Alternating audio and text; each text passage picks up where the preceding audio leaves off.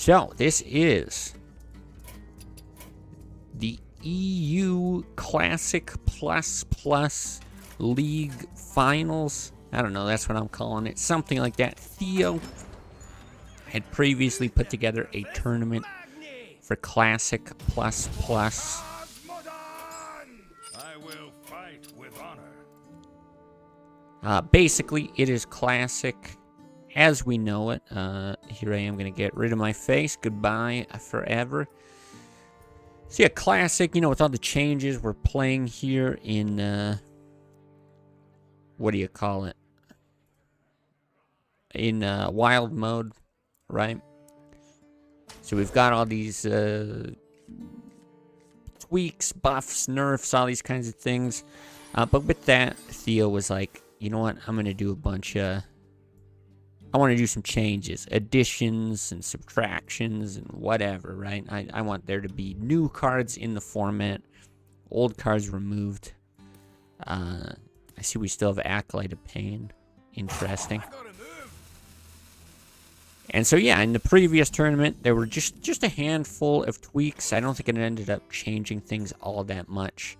But he launched this league here in January, I guess, and this is kind of capping that off. This is the tournament. There was 8 players. Seems like we got somebody dropped out now. Kind of, I don't know, making things up. So maybe we got 7 with like a bye, something like that. But yeah, this is the end of that season. So, a couple things. We do have deck lists. This is a similar format to before. Best of 5. You bring 5 decks. 2 of them are banned. You get a chance to like lock in one of your decks after the first ban.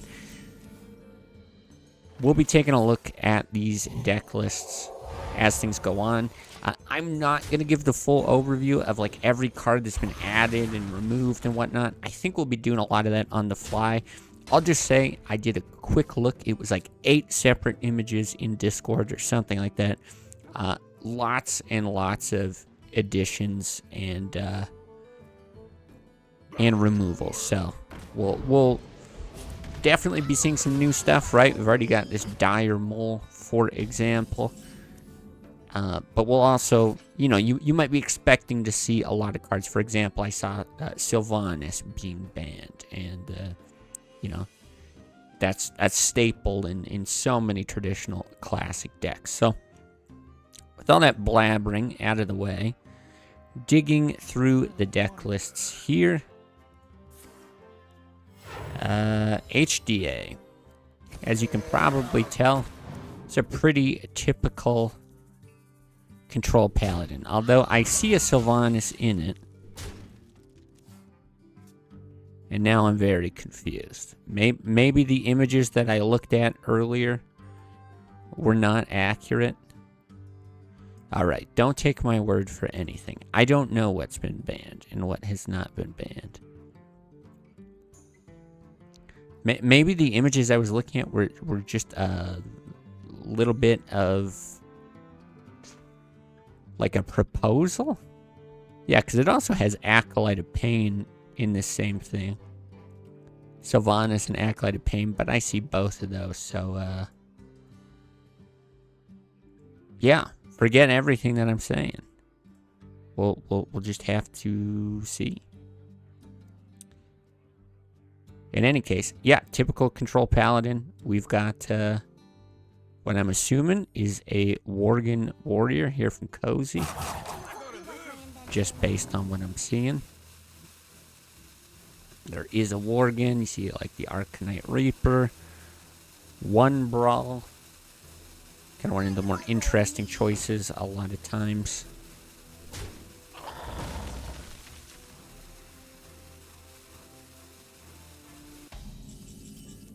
So yeah, maybe what actually happened, because I have not been following this all the way through the season or anything like that. Maybe this is just the same set of cards that we saw in the last tournament. So far, that's kind of what it's looking like. And then maybe those images were just like a proposal for a future season, future tournament, something like that. I'm going to kind of work under that assumption, in which case it's probably like an 8-ish card difference, something like that, from regular Classic.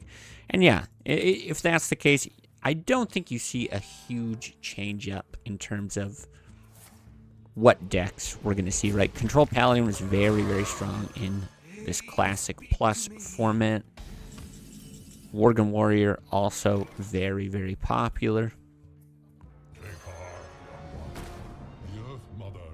So yeah, being able to drop in something like Dire Mole, okay, that's going to be very nice for the early game. Good against very aggressive stuff. It's a very survivable class in this format.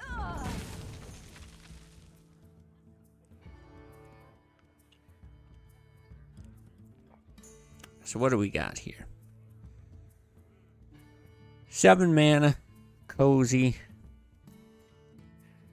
Not really panicking, I think, just because Paladin, it's a class without a lot of burst, right? You've got weapons that can push damage, true silvers. You got stuff like Consecrate, spells that deal little bits of damage here and there, but it's not the kind of class that's going to burn you down from much more than like 8 or 10 health, just with some things on board. So here I think Kozy, perfectly happy to just keep up with the drawing, you know, fight a little bit for the board in the meantime. Yeah, like here I would expect take out the top half of Cairn. Yeah, chip away at this, but this is exactly it. You're using your health as a resource. Oh, okay, not making a swing. Interesting. I'm pretty sure I'm not seeing things. I don't think he just played that out, right? Maybe I'm crazy. Maybe I hopped it. Maybe that couldn't attack, but Let me think. we're still getting warmed up here as casters, so maybe we're blind as well. But yeah, it's just tons of draw, right? This is the deck. There's tons and tons of draw. That's the idea, and you're trying to draw into this Worgen combo that can do upwards of, it's like 30-something damage if you get all the pieces. Otherwise, yeah, you're just kind of bonking stuff on the board, trying to stay alive. But this is a problem.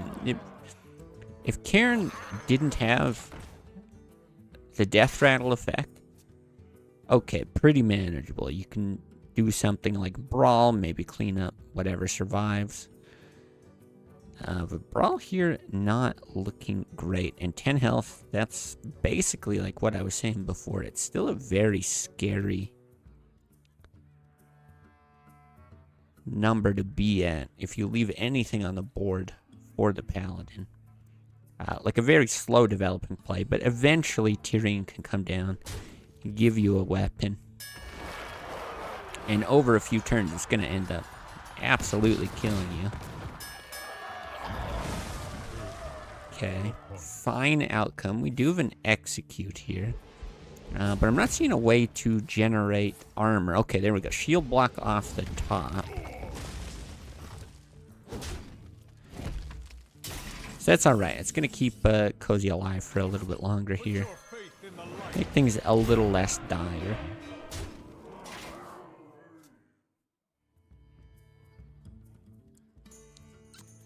But yeah, stuff like this, there's not...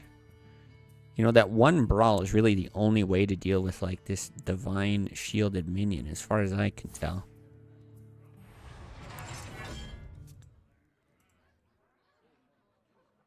Yeah, there's no BGH. Oh, the Black Knight. There we go.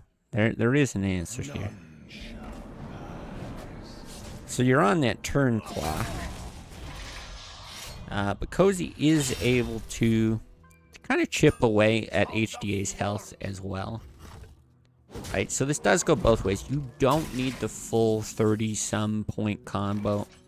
That's just going to be enough, though. 8 plus 4 is 12. I'm not that rusty. But yeah, generally speaking, you don't need the full combo. If you can get like a charge, that inner rage, that rampage with some weapon damage that kind of picks away at your opponent's health, you can be fine. But just not going to be the case here. So, first game, going to HDA. Means he's not going to be able to play the Paladin. Not again. Okay, so we do have this is the full image here. Thank you, Zap G. Much appreciated. So, if I open this up, this is the card set. So this is different than what I thought it was.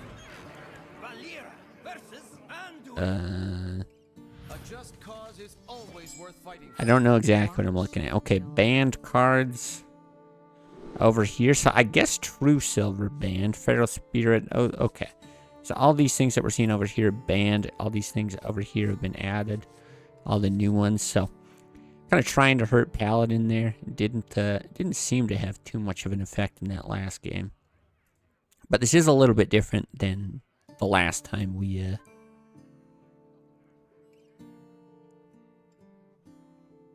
yeah, we actually saw this format, this tournament. Yeah, thanks for that, Zap G.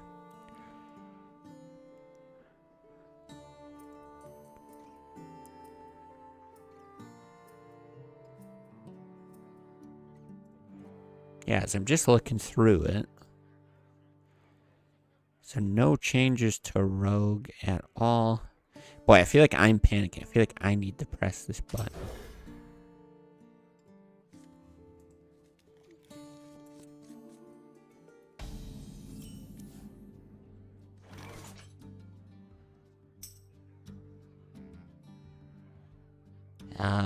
Well, there is the addition of Gang Up. Okay, a little interesting. Well, why don't we see what these lists actually look like? So HDA, yeah, just an aggro rogue. Pretty standard. I don't see any new cards in there. Is someone injured? Right, Leroy has been nerfed, but Leroy's actually gonna make an appearance here. Kozy playing Priest, though. This I'm a little curious about. So it is a control Priest. We see Karen, we got Velen. We got a Shadow Form, a Mind Blast. A couple Flash Heals. So nothing too revolutionary, right? This isn't... Yeah, it's mostly what you're going to be familiar with, just as I'm scanning these cards. There have been some changes, right? Holy Nova, it's cheaper, but it no longer hits the enemy hero. So stuff like that, going to be a bit of a change. But I do think Priest going to be a little bit better in this format. A lot of that just being... you know, the changes to the format of Wild, Classic, whatever you call it, Normal, Classic, Plus. But then Flash Heal, I think another way to really utilize Akanai, which is very cool. As well as just keep you alive in that early game. But it really is a control meta. Like we've seen, Classic Plus has been very, very control heavy.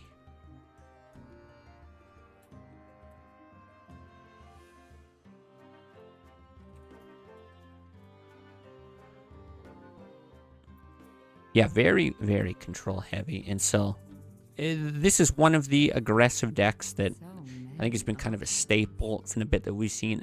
Flash Heal here to keep you alive. Probably more common than in a lot of matchups in this format. But yeah, I really like the flexibility of it. If you can use it in combination with Akanai, it can just drop a ton of damage. And yeah, I guess with Velen as well. Obviously, all that's going to require a lot of setup. With Velen being so expensive, it's like a 2-turn thing, but I'm very curious to see how it all pans out. So HDA pretty content to just clear here for now. Got a nice mix of spells and minions. Can choose to push a lot of damage or deal with stuff that comes down on the board. And yeah, Kozy doesn't have a great answer. It's like a good chance we just see a farce here. You don't need to be really conservative with heals or anything like that. Like a 3/3 body's just fine.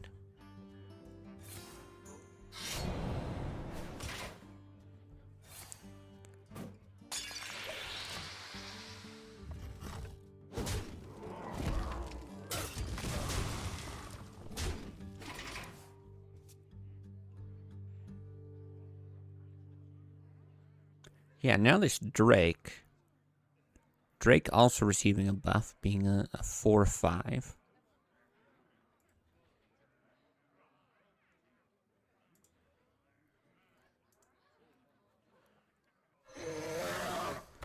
Yeah, so obviously the draw gonna be pretty nice. Ooh, real nice with the Twilight Drake here. And I was gonna say, no sap in hand could actually be something it's pretty difficult to deal with, but here we go now.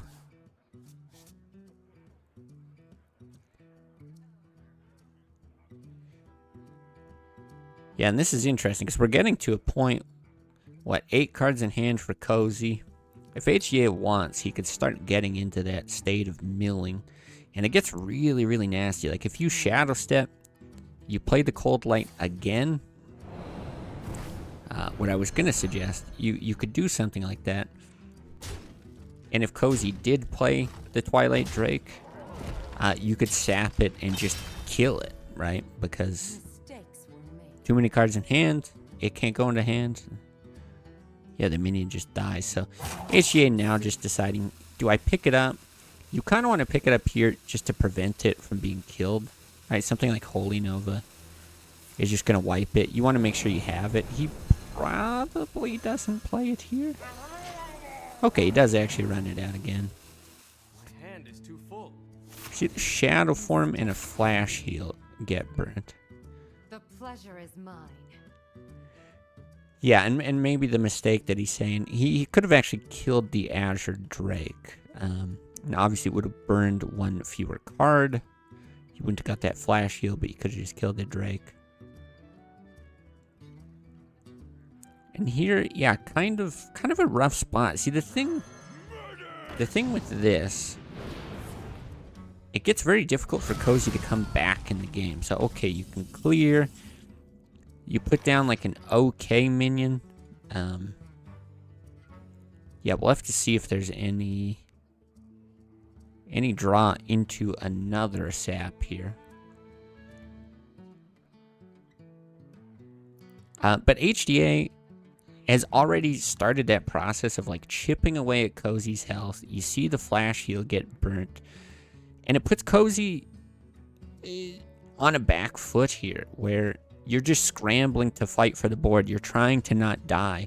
And HG has got so many cards in hand, so many ways of dealing direct damage. You can just kind of ignore whatever your opponent's doing on the board and just keep pushing damage forward. And on top of that, even if you spend everything you've got for damage here, it's not quite enough to kill his opponent. He's got so much draw off of the Acolyte. Being a 1/4, it's almost a guaranteed 2 draws. You got the draw for the Fan, you got the draw for the Loot Hoarder, plus the draws from every turn just passing. So, you know, it looks like an opportunity for Kozy to stabilize here. And it's certainly not over, but it's just such a good position for the Rogue. I think it's actually better than it looks. Now, if you're Kozy, I think you really want to be looking at this card draw situation. And stealing this Loot Order with the Shadow Priest, it just looks so juicy right now, right? You can give one draw here. Okay, fine. A single draw on an Acolyte. It's pretty darn good for this format. Steal this other one, and then yes, you don't have a kill on this unless you do something like throw the Smite out, or which you actually might want to do.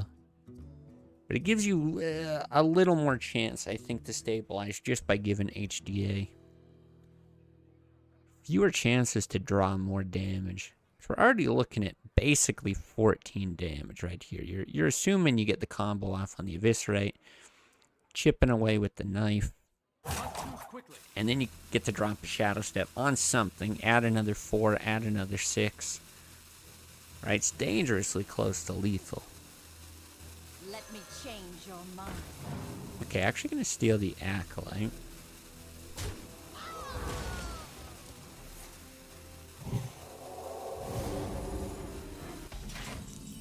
Yeah, I'm not sure that I like that. It is gonna provide more draw for Kozy, potentially, than the Loot Hoarder.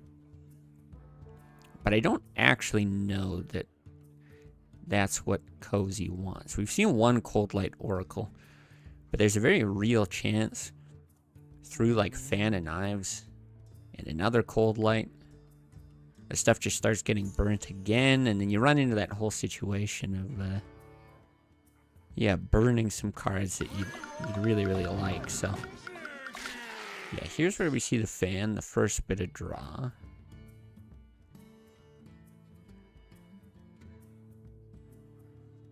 Potentially, maybe.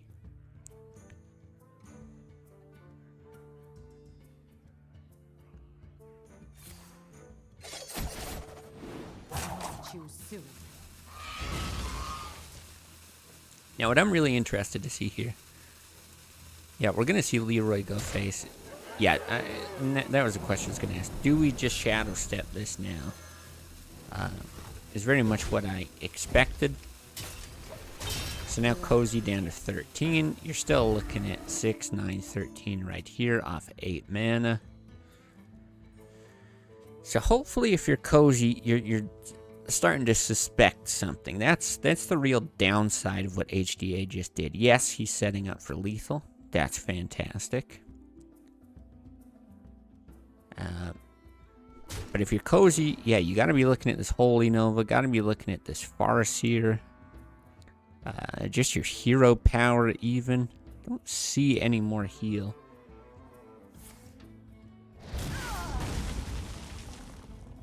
Okay, and he's sniffing this out, so actually has really stabilized. Yes, we've got the other Cold Light here.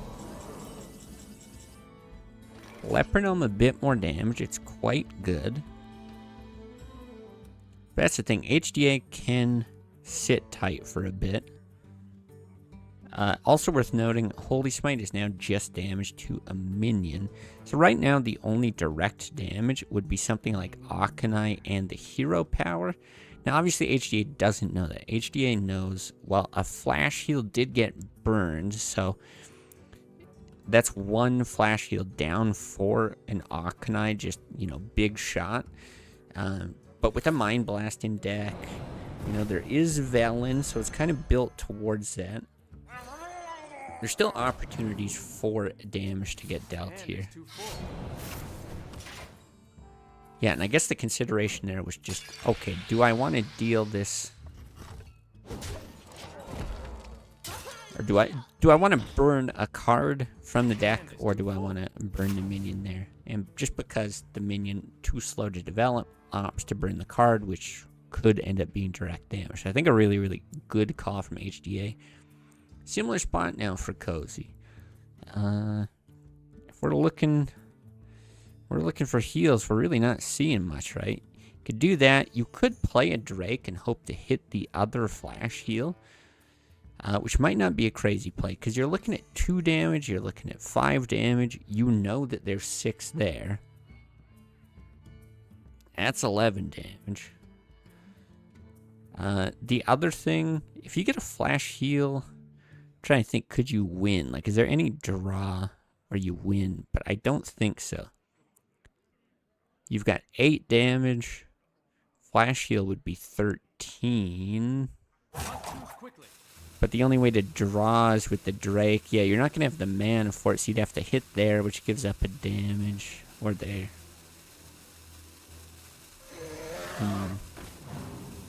Not sure I really see this doing anything.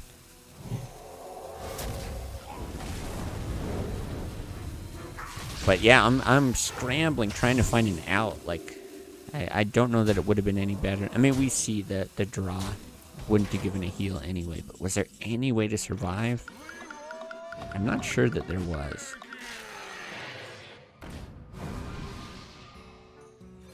So HDA got a few ways to win here. Still got the deckhand. Could have used Eviscerate. Yeah, like I said, it's just as good as it was looking for Kozy there for a little bit. It's just so much reliable damage and draw from that rogue that, yeah, it often looks better than it actually is. So 2-0 does mean that the rogue's down. I can't quite remember the bands. So we got Warlock versus Warrior. Just to be reminded, so HGA banned Druid and Shaman, Kozy banned Druid and Warrior. That was the decision making there. So okay, what are we looking at here? Warlocks have been kind of interesting from the little bit that we've seen in Classic. It is more of a control style, but it does diverge from Handlock.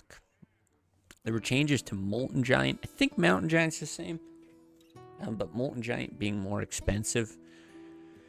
It really just makes the archetype a lot worse. So yeah, we see there's like Lord Jaraxxus, Twisting Nether, and then Sylvanas Cairn, Mind Control Tech. We actually see that Vulgar Homunculus, which is a very, very strong card. This is against the Worgen Warrior that we've already seen, so pretty familiar with what's in there. Jaraxxus, so here's the Homunculus. Taunt, deals 2 damage to your hero, but 2/4. Gonna help a bit in the early game.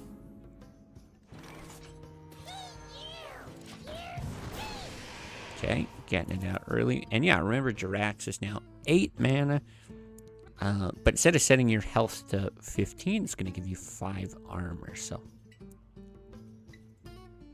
yeah, these things tend to play out a fair bit different. I hope you like my invention.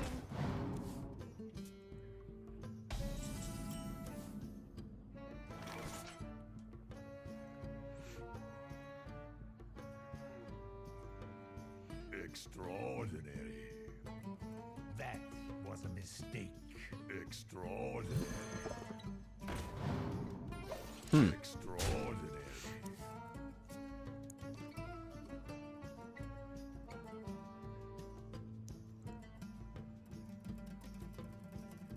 Okay, very interesting. So, getting out this early ooze, I mean, you know the deck that you're playing against has weapons, right? We saw Upgrade and we saw the Fiery War Axe. I'm not shocked by this. I just don't think it was obvious, or maybe it just isn't obvious as a whole. But HDA is basically saying, okay, I'm playing Warlock. Warlock taps, takes damage. Even that first minion he played inflicts damage on myself, like Hellfire there. It's going to be more damage on myself.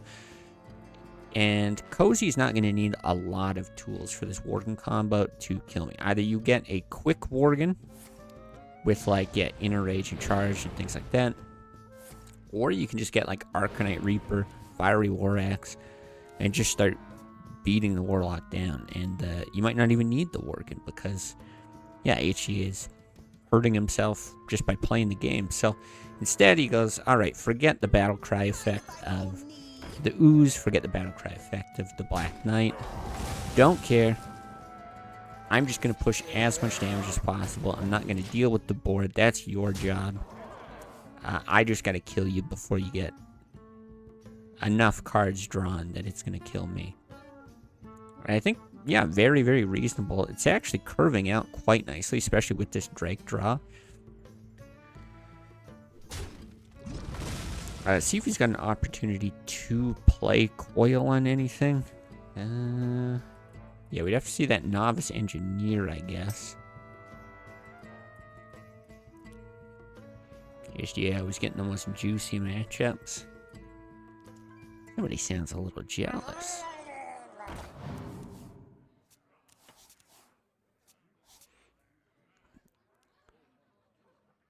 Yeah, either way. This matchup has to happen. Even if Kozy's gonna come back, HDA has to play with this deck. So just doesn't matter. Of course, he could be talking about the previous game, but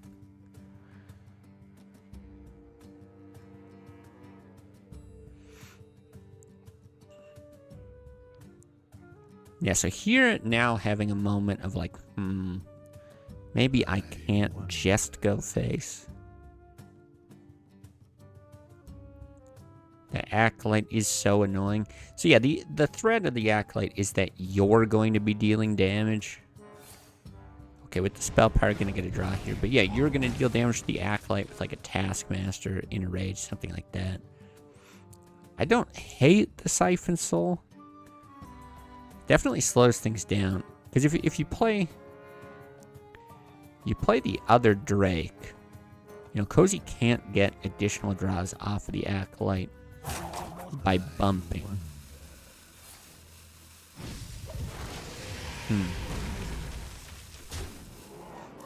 Yeah, these matchups are always tough. It's so much easier for me to sit here looking at the cards in Kozy's hand and be like, oh, well, there's not that many ways to utilize the Acolyte, right? Like, now we see the Inner Rage draw, but he wasn't really sitting on it before. But HD has got so many things to consider. He just sees a whole bunch of cards in hand. Yeah, it's a lot different, so...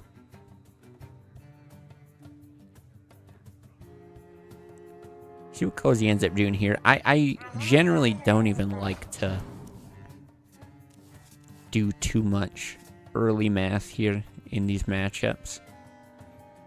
I could sit here all day just adding these numbers together to see what the Worgen does, and you know, it's changing play by play, but I think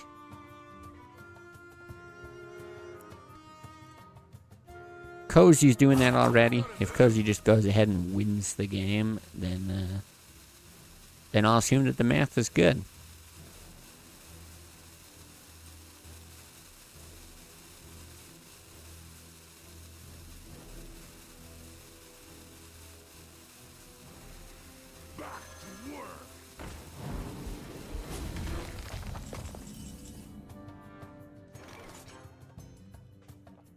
Okay, so just emptying the hand out here. Yeah, don't want to burn additional draws. Now, is there a charge? Yeah, that's the only thing. I don't, So many possibilities. let's see a charge here. That's the big piece that's missing for the Worgen, but also only 7 mana. Looking here for HDA. You know, he does have a Siphon Soul to actually recover most of the damage he would take from Hellfire. But I think he's perfectly happy doing this and then playing out a Drake and actually just threatening a lot of damage very quickly. Considering the Farseer, yeah, I don't know if, and once again we come back to the math conversation. I don't know if 26 or 29 health versus the extra 1 damage and survivability, like what ends up being better here. But that's what's running through HDA's mind right now. Could I die? How likely is it?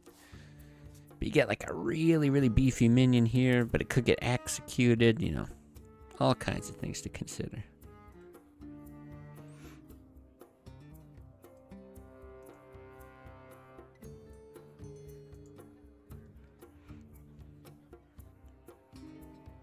Yeah, the draw just being a slam. I mean, you might just have to slam, hope for something like an execute. You know, at some point, Kozy is going to draw this charge. If they survive long enough. Okay, we see shield block, another opportunity to draw. Which is great. I mean, extra armor, another shot at an execute.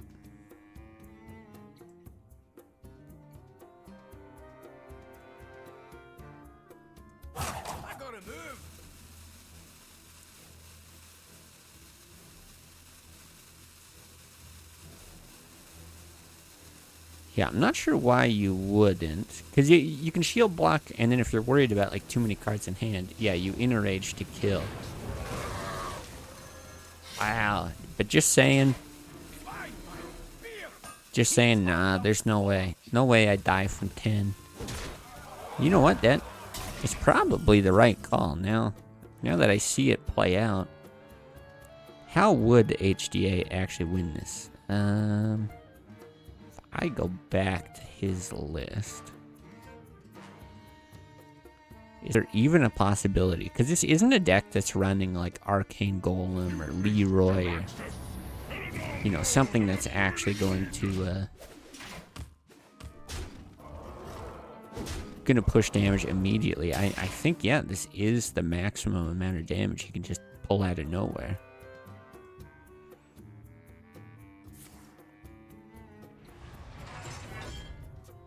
Okay, but this is really, really going to help Kozy stabilize.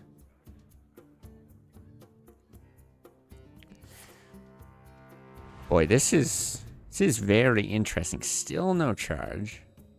Mind if I roll need? That's definitely painful. A lot of damage coming from this weapon, but I think we're going to see some taunts coming down. We got the homunculus. Boy, that's hard to say. The homunculus, the Void Walker, maybe some heal off of the Siphon Soul at some point. We got the Farce here. So defensive tools, basically.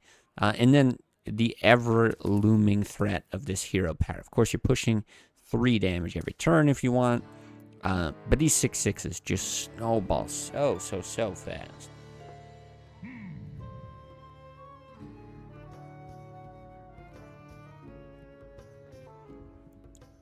Yeah, now it's a much more manageable hand to actually read. But just crazy. Now, I do want to check.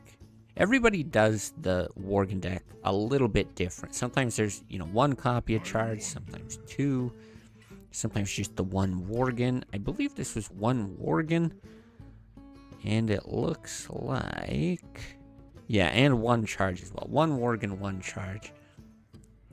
And I think the argument for going the other way is like, well, even if you're not going for the full combo, you can just push like 1 Worgen for 10 damage or something.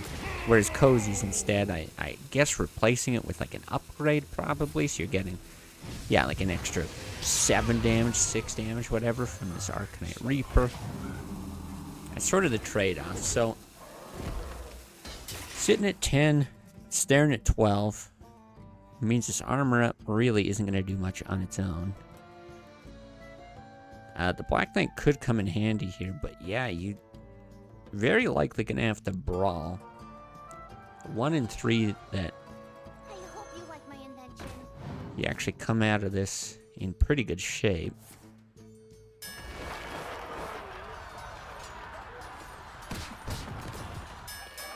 Okay, not too bad. Staring at 6 damage. You can get 2 more armor. And then, yeah, how many more cards? 3 cards in deck. So 1 of those is a charge. But what is he actually going to get from the Worgen at this point? Because the thing is, he's used Inner Rage. Oh, yeah, he's just given up.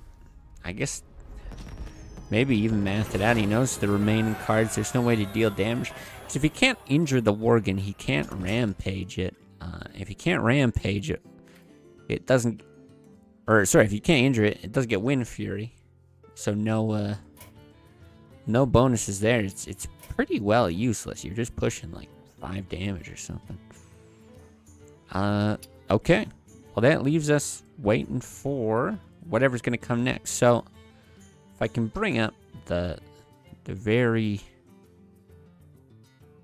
minimum bracket. Okay. So we did officially have, now that I'm looking at the Discord, we did officially have a forfeit. And the next round, games getting played. So, if I do this, Windows, hello? Windows? You know when it like fights you and it doesn't want you to move it from one monitor to the other? It's painful. So this is what we had. Basically, Toby forfeited. Sing Fortier ends up playing against Zap G. And it sounds like Zap G won 3-1. So that means HDA beating Kozy 3-0 will go against Convolk JT. So Zap G is going to be against one of these. Maybe Theo, not quite sure, in the semifinals. But yeah, we'll be looking at HDA here. Oop. I think, again, pretty shortly, so. That being said, who is Zap G fighting? I'm curious. Let's jump in. Let's see what's happening. We must cleanse the Sunwell. Oh, Sing Fortier. Wait. This isn't tournament. That's what I thought. Okay.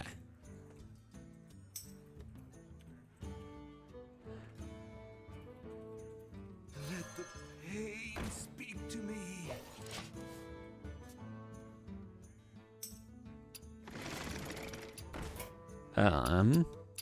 Well, we can just, you know, leave this on in the background for a second.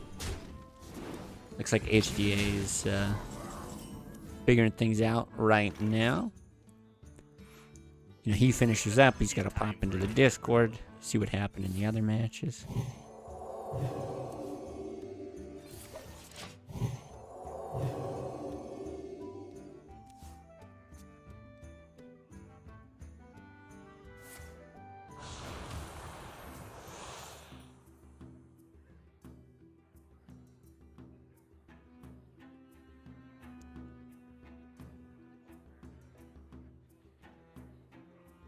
Get in there and fight, maggot.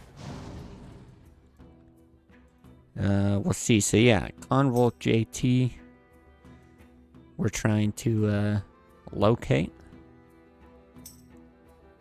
As observer, how do you feel about the organization of this tournament? Disorganized, but expected.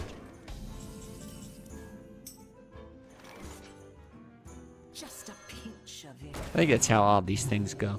Because, yeah, we're not using any sort of, like when we were doing the Jest Classic, what do you call it, tournaments, it was, my lord, my memory is just completely gone. But anyway, it was all organized. I'm trying to remember people's names here. It was all organized through like a third-party website, and it would do brackets and bands and things like that. So it was very, very easy to follow. But here we're just kind of like throwing stuff into Discord and seeing the, you know, track and things like posting pictures of the decks and stuff like that. So it was a little more, you know, put it in quotes, professional before. I don't mind this. I'm a low budget kind of guy.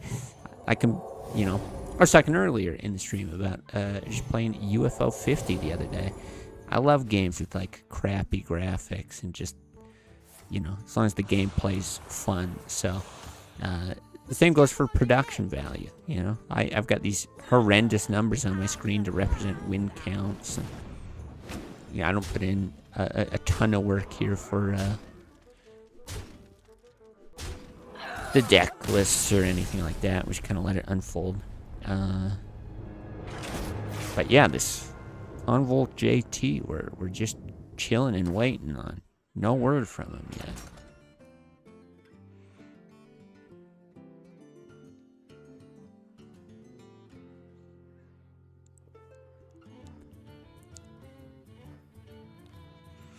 Yeah, it seems like he's AFK, just gonna have to forfeit unless he shows up very, very quickly. So, I mean, we can jump ahead in that bracket, start playing out the semifinals, and then maybe just see if he shows up. If not, then HDA will just move on to the semis.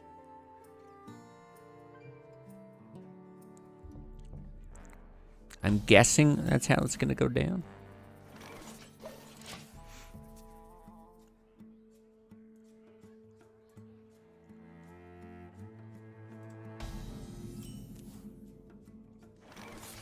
Oh, well, we got some downtime earlier today. It was very cool. We have like a river right outside of our place. It runs through the city. We're not like outside the city.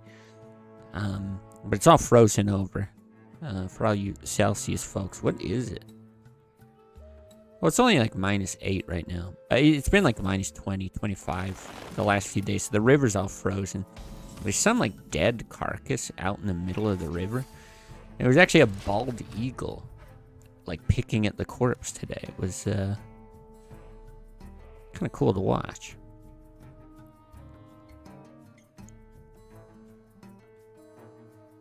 I have like the blurriest, most awful pictures of it. But it was neat. We sometimes get like decent wildlife. We had a deer come like running down. There's like a bike path along it. I saw a deer there one day. We got beavers. Actually seen beavers quite a bit. Very Canadian. Yeah, it sounds like it's like 6 a.m. for Convolk, so. Yeah, I might just be sleeping. I was gonna say sleeping in, but, you know, sleeping till a completely reasonable time.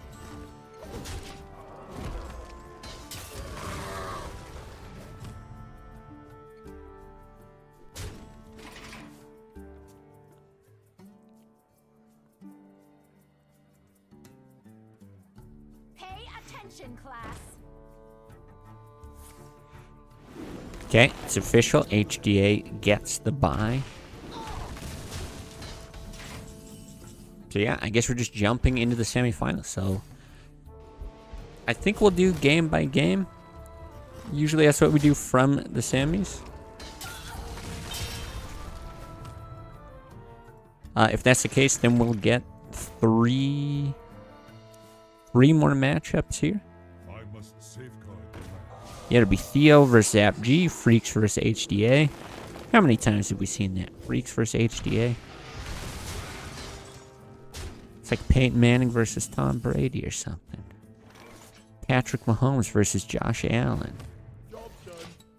Yes, I'm a Bills fan. Yes, I'm crying. Yes, I'm cheering for the Eagles tomorrow.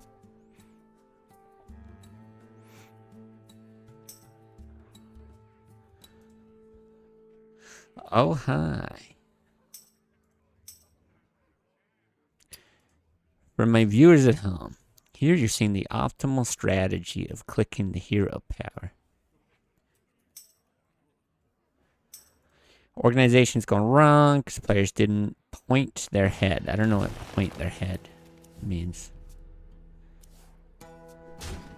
All good. We're just here chilling. This is why I don't do any of the organization. I very early on in my streaming days tried to organize a tournament with different rules than just like normal classic. So many people were like so enthusiastic. Oh man, yeah, I'll help you with it. You know, always support you, blah blah blah, show up, whatever. And then it all fell through at the last minute, and I was like, well, I'm just never doing this again. And yeah, I really respect actually everyone who worked on the older classic tournaments. It's a mess. It's a real mess, and I totally understand it. We're not pro players. Things come up. But yeah, it's very, very, very hard to count on everyone to be like free and things not pop up in people's schedule. So here, yeah, I've always volunteered to do the streaming. I enjoy the casting. I think it's fun. I think it's cool to help keep the community together, that sort of thing. I do not envy anyone trying to put together any sort of event. It's a lot, so I also don't get super invested in it. That's why, yeah, we can just be chill, wait for the next games.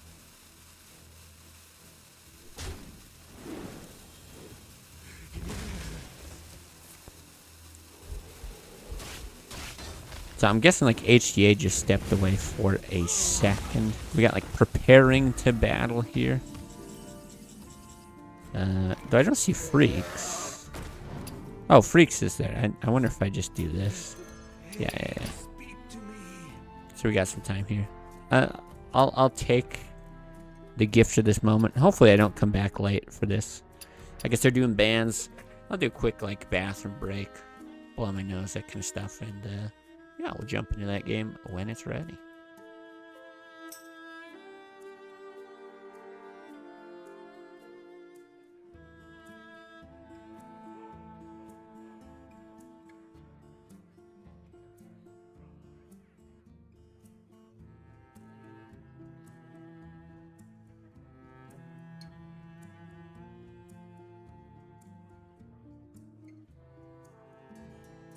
I must safeguard the land.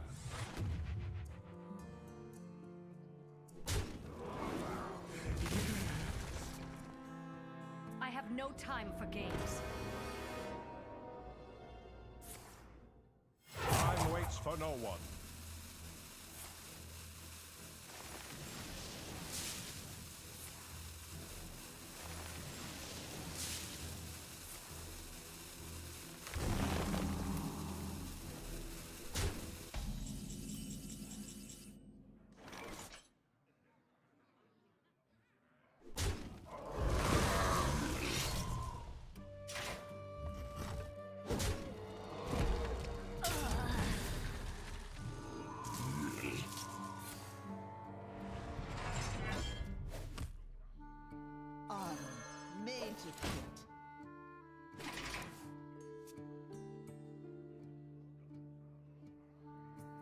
looks like we still haven't missed anything. Bands coming along. Boy, I really...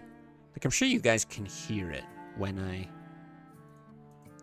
talk during my streams. And obviously, like, when I cast, I'm doing more talking than I normally do during a regular gameplay stream. I have, like, a scratchy throat, right? Like, I talk from, well, my throat versus, like, you're supposed to talk from, like, your chest or something. I don't know. You're supposed to talk like not an idiot. And every time I do these casts, they just, like, it makes me feel sick. Like, it makes me feel like I have a cold.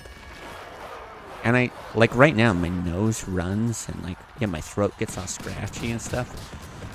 And, like, sometimes I don't know if I'm getting sick or not. Like, the last time I was casting, I got all these same, like, cold symptoms. And then it just, like, all went away at the end of it. Like, a few hours after I, like, took pills, all that kind of stuff. And I think it's just because I talk like an idiot. So if I was smart, I'd actually retrain how I talk. I know some people do that. It sounds like so much work.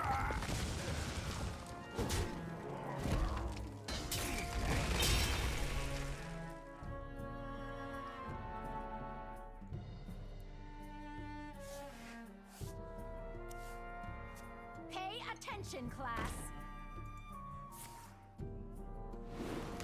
I'm ready to learn.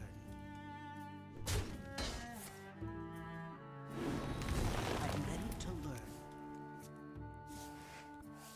Okay, still haven't seen anything about, like, bands. Any of that stuff going on, but... I don't know, at least we have this here. Not sure who freaks is spectating, but... Good chance that they're hashing all that stuff out now anyway.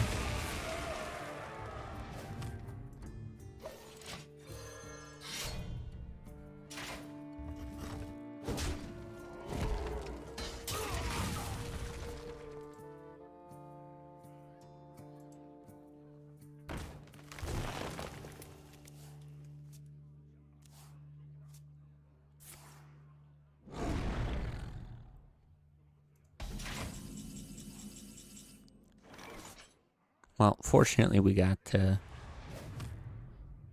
entertainment from Zap G here, keeping us busy. Well, I also see Theo coming in here to preparing. I mean, that's the other thing. I was assuming it's Theo versus Zap G.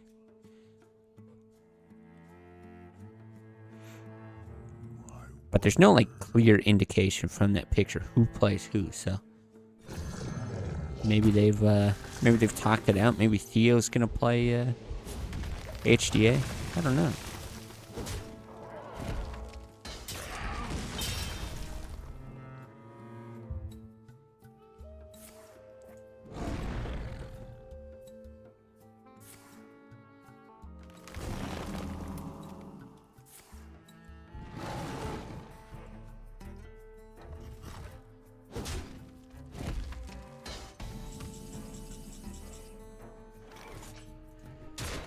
Okay, well, once again, we're going through the longest ban process in all of history. It is funny, you know, talking about before, like, organizing the tournaments. It's tough. Not pro players, anything like that. But with how long the banning and setup and, like, how serious they take it, you'd swear that they are pro players. You'd swear that we're playing for, like, some Dota 2 money right now. Do they still... Is Dota 2 still, like, a $15 million prize pool? Or whatever it is?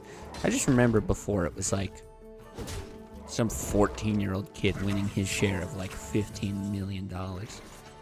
You know, Valve has always been pretty different in terms of how they support their community. So I wouldn't be surprised if they're still cranking cash into it. I don't even know how big Dota is nowadays. I know League is still huge.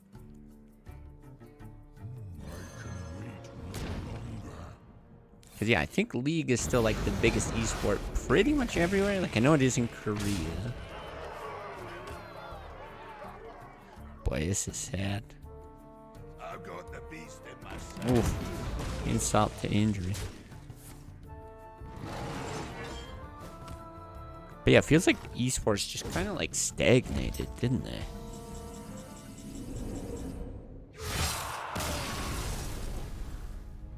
No.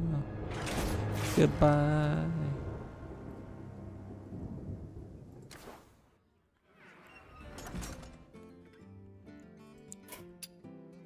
Okay, surely we're about to get into a game, right? Right? We're preparing. Guys, we're preparing. Hold on to your butts. Things are being prepared. Yeah, what else is big? Like, I have been watching ASL. Like, the last ASL season was so fun. It's just Brood War. I have not watched much StarCraft 2 in, I don't know, like the last 5 years. Been quite a while since that was a big thing. Yeah, Hearthstone. I never really got into watching competitive Hearthstone. Yeah, and then, well, Counter-Strike's got to be big. I was never a Counter-Strike person, but I'm sure that's still popular.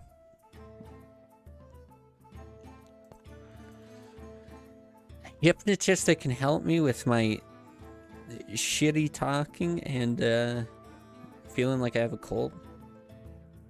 Who could that be? Who could that be? It actually would be nice. I probably have bigger things to worry about than my like once every 2 months of casting.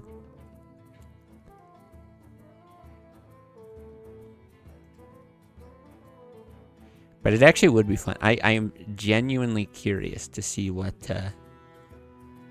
any of the hypnotism stuff that FlashGit does would be like. What effect it would have, if any.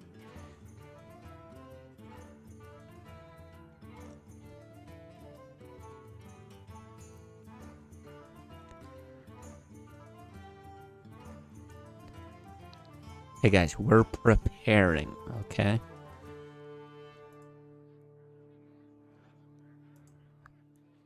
Newsflash. Special update. Preparing. I'm about to play HDA. Alright. So this is going to be Theo. Well, I know more people watch this on YouTube than anything. At least you guys can just like, you know, scroll through. That's what makes all this just fine. I'm sure it's like a painful VOD because I'm not going to splice all this up. It's actually like really, really annoying to download a large file like this and then splice it and re-upload it. You would think it's like super easy, but when these files get big enough, even just splicing that kind of editing, like at least on my computer, I don't know, my computer does have a handful of just weird quirks and stuff, but the editing software just like shits itself. It just will not play nicely with it. So yeah, I can cut off like the start and the end or whatever that's going to be, but anything in the middle, much more work.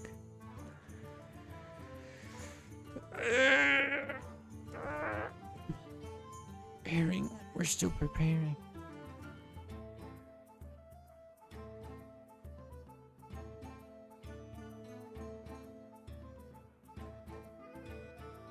God, I had to mute my mic. Just the most horrendous cough. It really is crazy.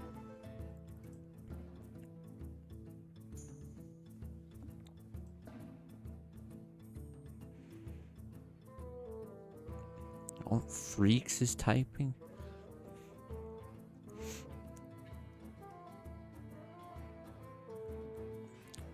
Freaks banned Warrior Priest. Zap G banned Druid Shaman. Okay. Well, if Freaks and Zap G are going to play, we'll hop into that one. Because we did watch HDA. And they're ready to go first. Let's go, well, we just had Zap G at the bottom. Let's go Freaks here at the bottom.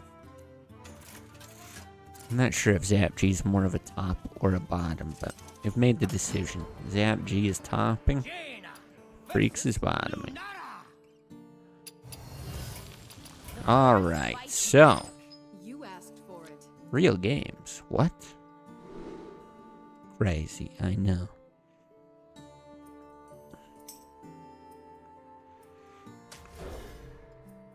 Deck lists. Let's see. So yeah, like we said, if Freaks ban Warrior and Priest, Zap G ban Druid Shaman. That leaves what looks like a freeze mage here. Where is it?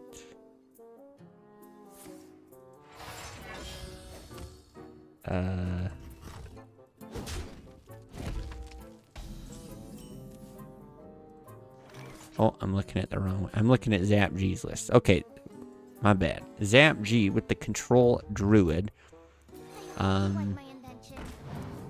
There is some different stuff here. We've got naturalizes, kind of cool. Couple youthful brewmasters with cold light oracle and selfish shellfish. Very interesting. I don't even know what selfish shellfish does. But yeah, I guess kind of milling, and milling could be very interesting here versus a freeze mage. So if we get back up here to freaks, now I do see we're looking at cosmic anomaly, right? Spell damage +2. Interesting addition. Well, so we got one pyroblast, a couple ice blocks, only one barrier, 2 research projects. Okay, I don't even know what that is. Single mirror image, yeah, freeze mage ++. Okay, very, very interesting things.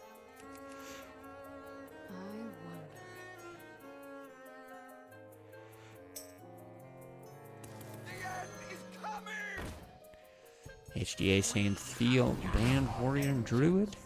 HDA banned Rogue and Hunter. Okay. Well, if we get back to those games, we'll see. So yeah, here we go. Zap G forcing some draw.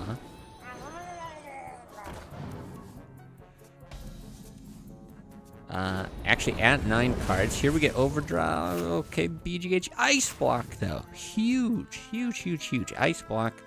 I'm sure you know, massive. One of the biggest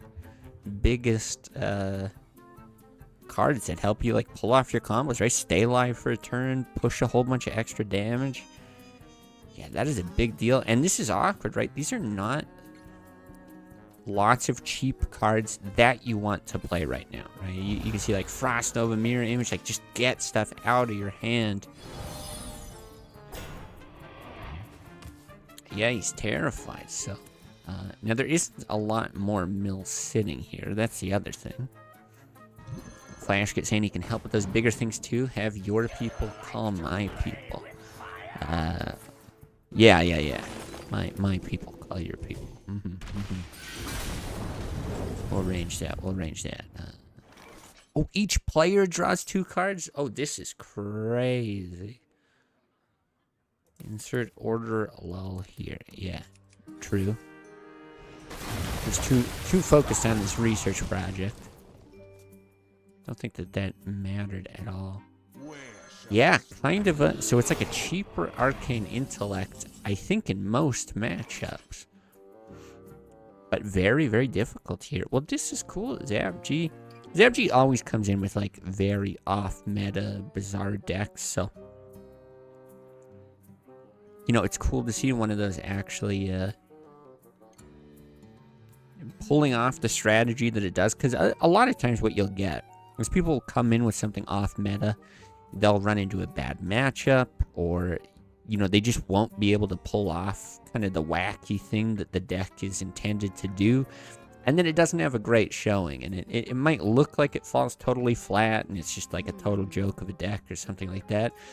But really, it just wasn't able to showcase what it would do. Even though, of course, it's not going to, generally speaking, like, redefine the meta, be some, like, crazy, amazing deck.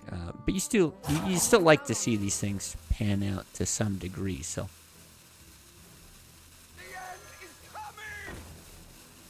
Yeah, here locking out some of those cards. We got a nice burn. What do we have for Zap G? So we could go real. Yeah, this is the Moonfire to be able to clear there. And I think we are seeing Reg. We're in. Alright. Oh, we aren't seeing the Reg. We're seeing the hero powers. So just giving up the taunt. Alright, alright. I thought Zap G just going nuts here. Now we got the Alex draws it. This is painful.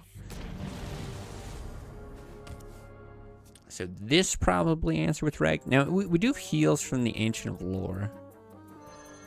Can you really afford to do this? Well played. Not the worst. So what do we have for damage? Thing is, we don't have the ability to... Oh, I take that back.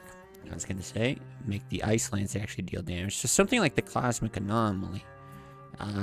What does that make it? 5 plus 6. So that's an 11 damage combo. 12 with the hero power. You got another 10 there, another 6 there. What to do? What to do? So it's not quite enough, but this is very likely a 2-turn lethal. And if you're freaks, are you at all scared of dying in those 2 turns? I don't think so, right? Thing is, you can also play very safely. Like, you could just, like, Fireball, Frostbolt, or like, Cone of Cold, hit face, you know? I don't really see a way to lose this.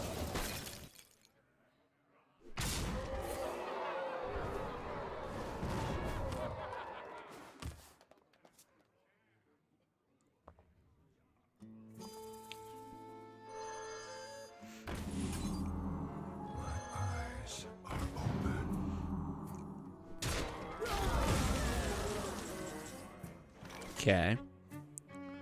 Well, it is a lot of heal, and, I mean, you got the Brewmasters for more heal.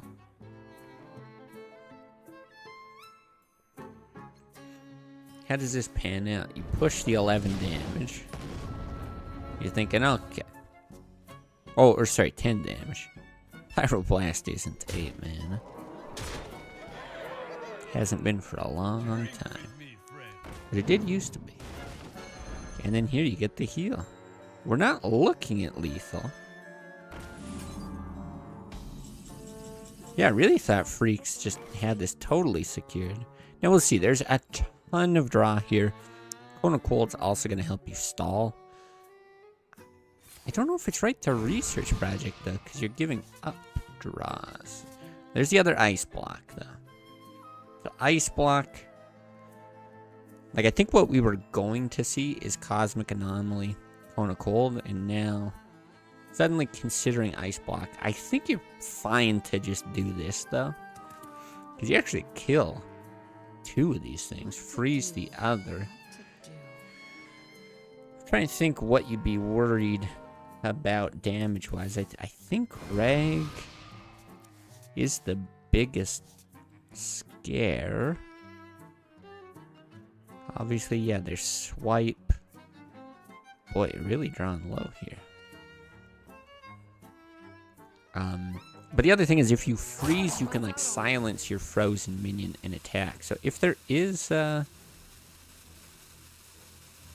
never know with Zap G, right? But if there is the ability to silence here, and there's not. There are no silences in the deck. So I guess it just isn't a concern.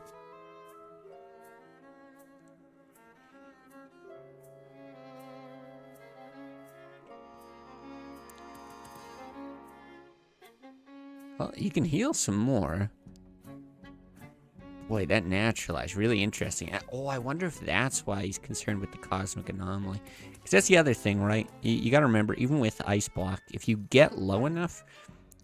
Even if you've got Ice Block up, Fatigue is going to kill you, so... Yeah, Zap G just trying to heal more than Freeze can do. And it's getting close. It's getting very close. Like, this Cone of Cold Because once again, you could freeze everything, right? You can Cone of Cold, say like the 3 on the left, and then like Frostbolt on the right. With like a ping. Okay. I guess you could do that, right? You can Hero Power the Panda. Cone of Cold, freeze these 3.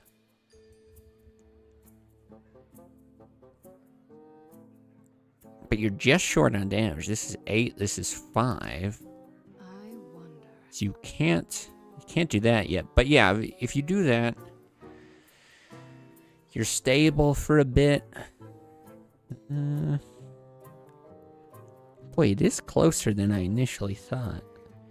We have the Ysera, Swamp Ooze, Naturalize. And then this Cold Light. That's right, this Cold Light can actually force... Okay.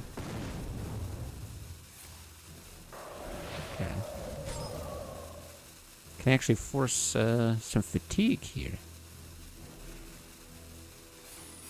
Oh, interesting. It's pretty clever.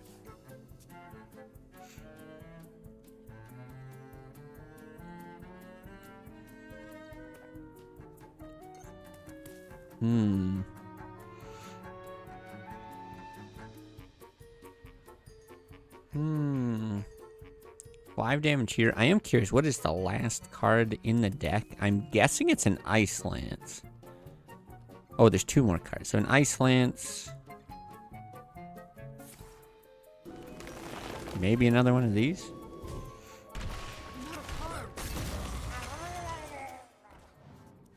I actually didn't know you could naturalize your own minion. I had no idea you could do this.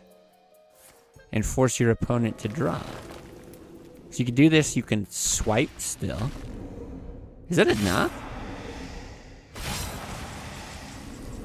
Well, you don't even need to, just with the fatigue. That was incredible.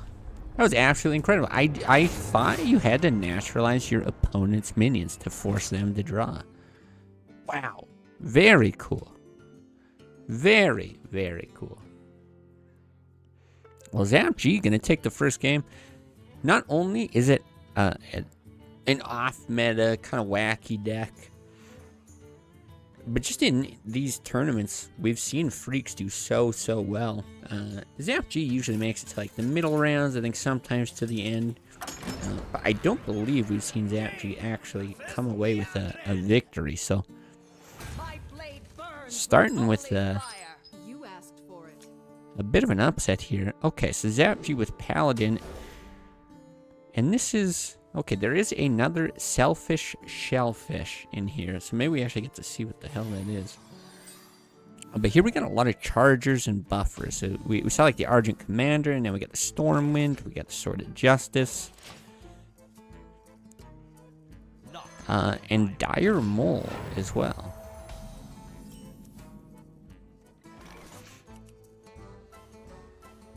So how are these going to match up?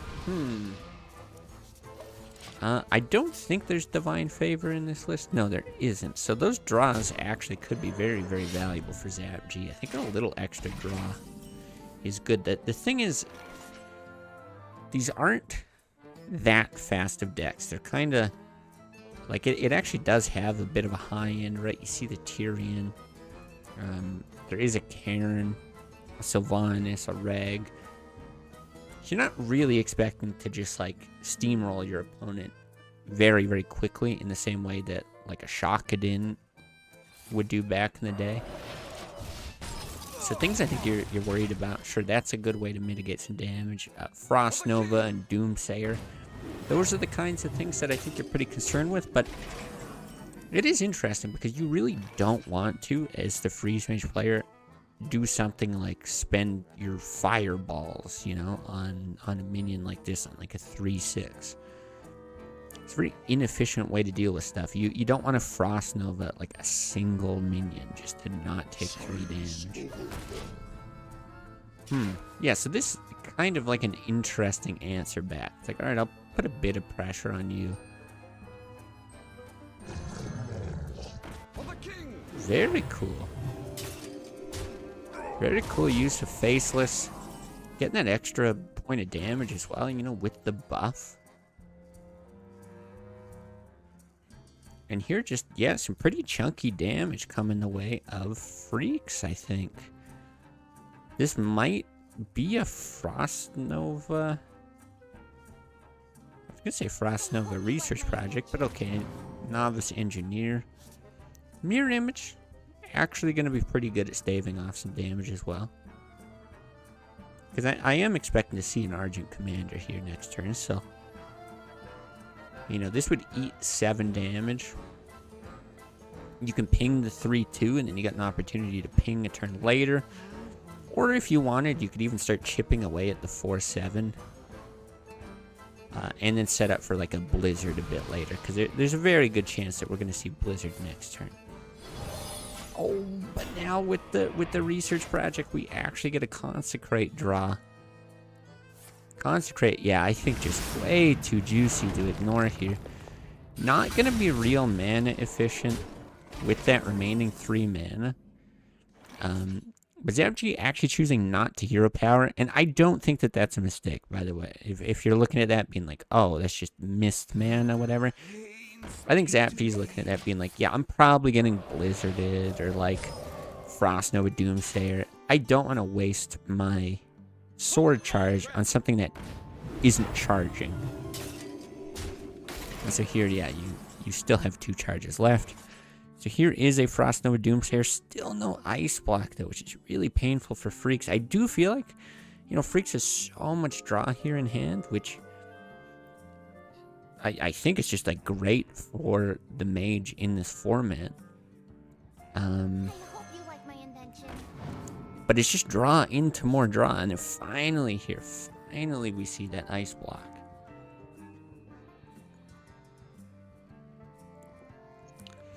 But now Freaks really has to think, because if you... Here's how this kind of plays out. If you Frost Nova Doomsayer, Zap G just goes ahead, Argent Commander, with a swing, kills you, right? Like, that's it. 6 health is not a lot. You are dead if that's the play that you make. That's the play that he makes. But on the flip side, you might be like, oh, well, he should have Ice Blocked, obviously, and you can, like, coin into Alexstrasza. But if that Ice Block gets eaten, and you're down at, like, low health, you're still just, like, playing catch-up the whole game. And you see that no hero power earlier from Zap G preserves 1 charge on the sword and actually makes the difference. This is quite the showing from Zap G. I'm very impressed. Happy to see that, yeah, we're getting some very unique decks pulling through against Freeze Mage, which I think with these changes, you know, seeing the way that Freaks has built this Freeze Mage, it looks like a very, very strong deck. So, see what we got here for the potential finisher for Zap G. We've got Hunter versus Warrior. Now, this Hunter, I'm looking at it now. It's aggressive. Would you call it mid-range? I guess you'd call it mid-range. I'm not gonna lie, I just don't like it. I don't think it looks very good at all. It caps out at Stranglethorn Tiger. It's like a beast deck with no beast synergies, is what I'm seeing. It's got the kill command, I guess, but it doesn't even use Houndmaster. This is bizarre. Like, it's got Bloodfin Raptor. Okay. I'm a little worried for Zap G all of a sudden. This is a deck. Sorry, Zap G, but this is a deck that I feel like could get 3-0'd by whatever Freaks has. So, Freaks here with Warrior. We see it looks like a control warrior. Are there any, like, major differences from what we're used to? Oh, it's not a control warrior. It is a face warrior. I mean, I thought the heroic strike was a little bizarre, but you know, I'm here bouncing between Discord and the main screen, and I didn't get a good look at things. No, this is an aggressive warrior. So, see, Corkruns, this caps out at Arcanite Reaper. It's got upgrades.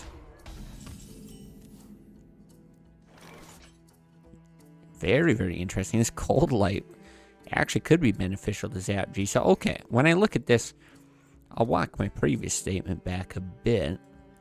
I think in terms of decks that this could beat, this warrior is very capable of doing it. Very capable of beating this warrior. And I mean, eventually Freaks would have to beat this with all decks, right? This doesn't push a lot of damage. Like, it feels very weak. Like I said, a beast deck without too many synergies. But the hero power is so good against mage that maybe it would be enough. I just think it would be too slow, to be honest.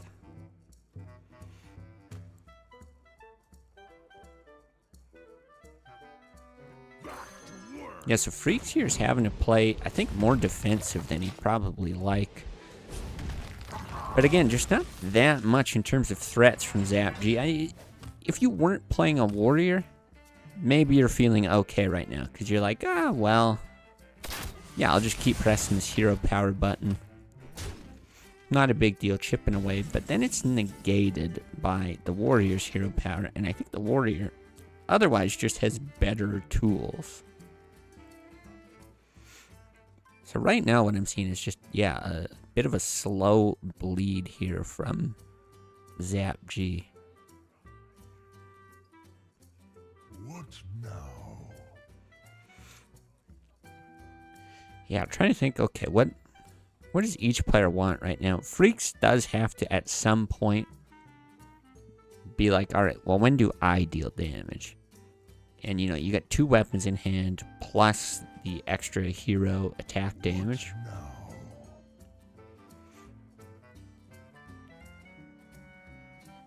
So he definitely wants to get that started. But if you do something like Fiery War Axe and the Black Knight, it prevents you from playing Armor Up. If you just do the Arcanite Reaper, you got 1 wasted mana. Yeah, he's deciding to go aggressive. He's like, no, I'm not going to hit this Thalanos. If you want your draw, you better trade Thalanos in here. Which could be good, could be not, because we do see a spell. I mean, kill command dealing 6 damage with the help of a beast. Oof. Yeah, see, if I'm Zap G... Oh, no, I don't like this. If I'm Zap G, I'm doing everything here. I'm Hunter's Marking here. I'm playing the Boar. I'm playing Kill Command, and then I'm running this in for the draw. Probably with a Timberwolf, too, just for, like, the extra damage on the Stone Tusk Boar, right? I'm not sure what the thinking is to play this slow, because you are just going to get melted by weapons eventually. So here, at least, you can trade the Boar in, but then you're not getting the draw from Thalanos. No, I do. I think that last turn was a big mistake. Ugh, just none of this real helpful. No.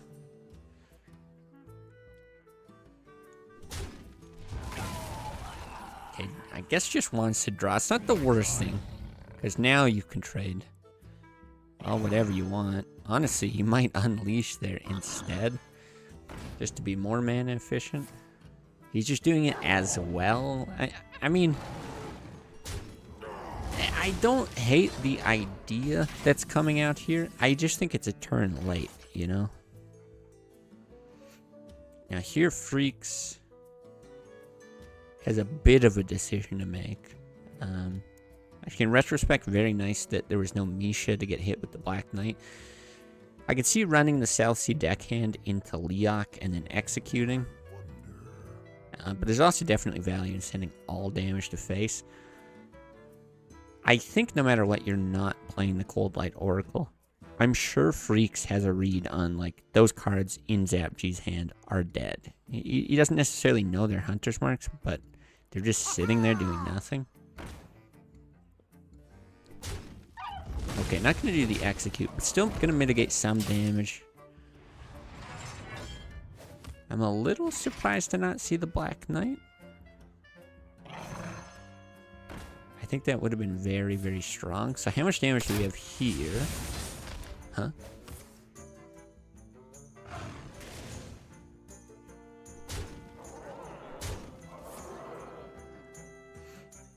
Okay, I might know what's going on here, but maybe not as well. No, I don't know what that was about. I thought maybe, like, Deadly Shot was in the format where you need an empty hand to then draw cards. I don't know if this is just Zap G being silly.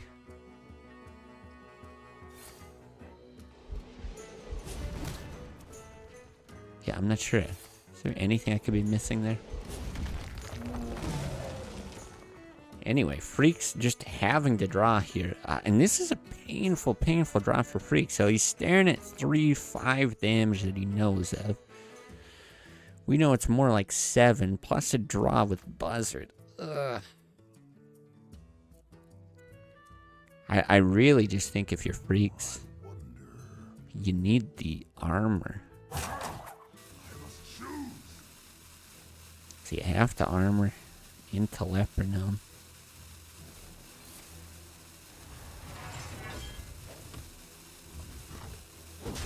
Okay, 10 damage. Oh, not playing the Leopard Gnome. This is looking dicey. Okay, so we have 3, 4, 5, 6, 7, 8, 9. Yeah, that's enough. Actually, was it just enough with the Unleash? 2, 4. Is the board? No, 2, 4, 6, 7, 8, 9. But with the Arcane Shot. Wow. Crazy, crazy. I did not expect a 3-0 from Zap G here, but 3 really unique decks. Just running all over Freaks. I do think just unfortunate draws for Freaks, so kind of too bad there. But we'll jump into this other series. I'm guessing a little more back and forth here. I'll see, maybe we'll get filled in by Theo. Update the score. I'm gonna have to blow my nose again here in just a second. So as soon as we get the update. Rune Dagger, after hero attacks, gains spell damage +1 this turn. Interesting. I don't want to distract Theo here.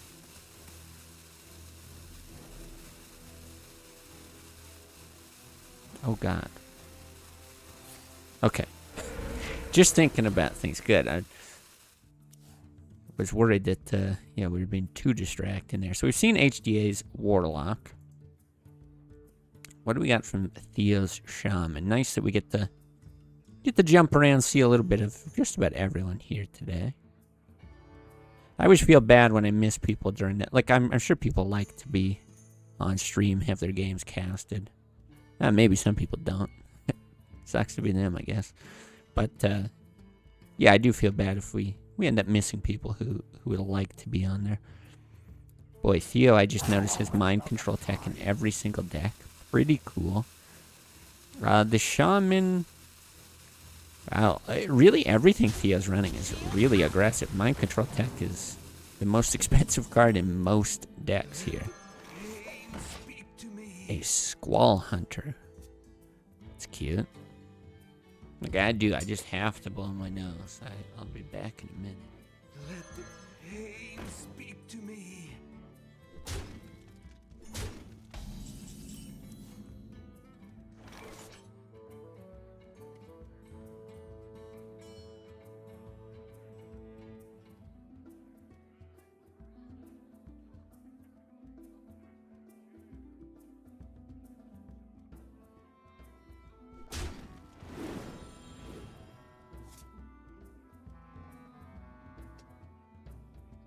Alright, didn't miss much.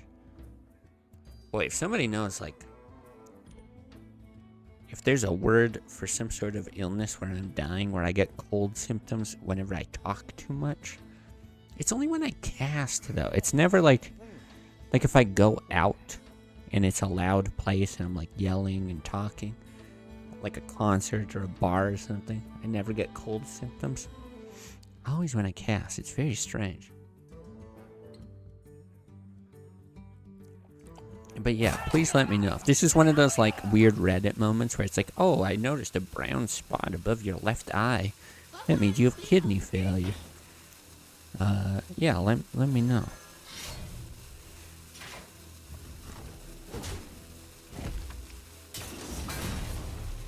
So yeah, just a reminder, I'm positive the score is not 0-0 here. I don't have any indication in the Discord about what the actual score would be. I guess with these decks being so aggressive from Theo, you'd expect it to be at least through a couple games. But at the same time, he also really takes his time on each turn, so hard to say how deep we are. So looking a little bit closer into the deck. See, I wasn't even sure if Frostshock could go face. I had to check that. Yeah, very aggressive. So Lava Burst. We've got this Rune Dagger. Kind of cool. Frostshock, Leper Gnomes, as we see. Double Squall Hunter. Drakes. Leroy Jenkins. Okay. Certainly interesting. Definitely a lot different than what we've seen elsewhere. Shaman keeps getting banned. I'm not sure if the other Shamans sort of resemble this in some way. I could definitely see Rune Dagger being a pretty strong card.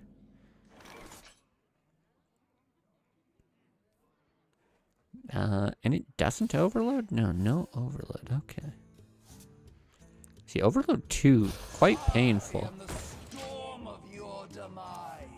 5/7's beefy though, but the overload 2 I guess is not that bad when you cap out at 5 mana.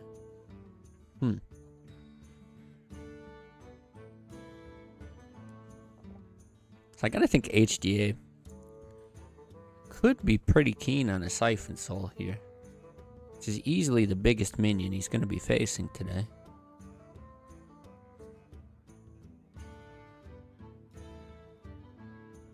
I wonder if the consideration is like, does he want to draw off of this or something? Like maybe he wants the draw and to kill?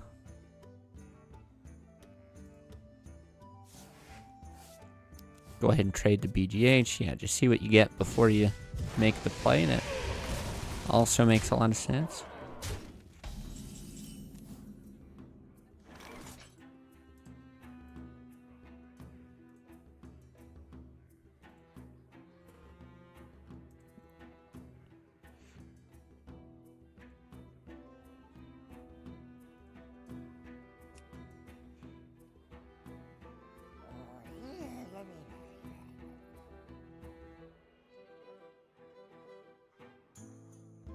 Yeah, really interesting. Both these hands, it's like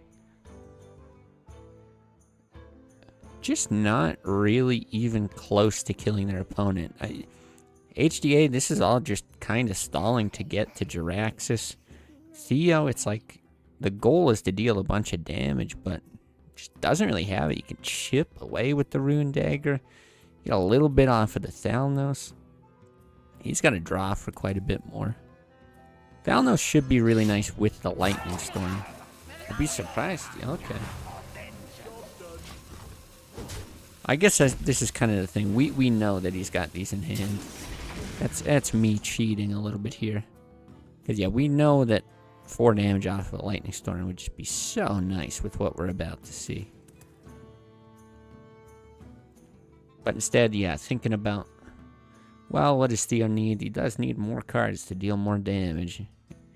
And I'm sure he knows that Jiraxis is a very real possibility. We're not halfway through, but gonna be there soon.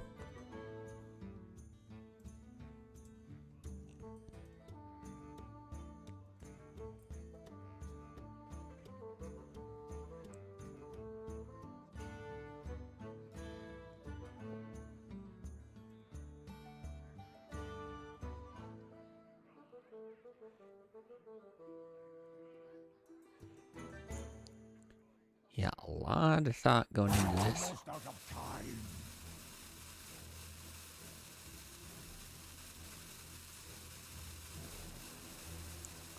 I want to take a look at what Theo's got. Theo is running double Hex, so I think that's probably what we're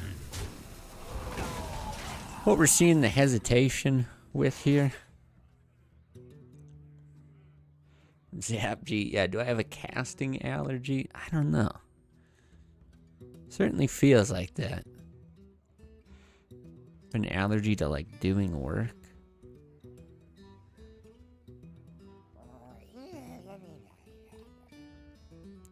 Yeah, unless it's just like the most insane set of coincidences. Because I swear I've had this. Like the last cast I had, I was like, oh, I'm getting a cold, but at least I'm getting it like during the cast, not before. So I should be able to finish it out and be good. And then, yeah, by that evening, I felt fine again. And I think I mentioned during that cast, I was like, boy, this, like, it always seems to line up this way. Like, I've gotten it maybe 2 or 3 times before that, where it's like, oh, it's hitting me. And, yeah, now it's playing out exactly like it did the last time. It would be the most insane set of coincidences that I would just happen to get sick around that time. Like, I suppose you could have, like, a bunch of stress from work or whatever, and it kind of, like, you know, your body shuts down a bit on weekends, so that's when it happens to show up. But then the super quick recovery, it's like, it seems too coincidental. But anyway, we see, yeah, no Hex hitting the Cairn. And this is, like, really, really big here for HGA, because now he can also Sun Fury Cairn. And I was just about to check, like, is there any haunts in the deck? There is not. So yeah, playing out the Black Knight, I mean, this is just a very beefy wall. And of course, yeah, 5 damage Lightning Storm. So it ends up working out, even playing that Thalanos earlier. Get tons and tons of damage from it, but still you spawn a Bane, and then, I don't know, what are you doing? Are you hitting? Probably. You're at 9. So you gotta take that out. Okay, or shooting, it's fine. But yeah, this is where you're like, okay, starting to stabilize. That's actually a huge roll. That is enormous. So do we see the Twisting Nether then? I would think so. I think if there was no Taunt Totem, you just Jiraxis and you put Theo on a 3-turn clock. But I think here, you're at 22. He's probably not going to drop anything that's going to threaten 6 damage and, like, have a taunt. And you know what I mean? Like, be that scary on the next turn. The other thing it lets you do is it gives you more flexibility on the following turn. Because if you actually end up Jiraxising with 10 mana, you can play your hero pair on the same turn, so.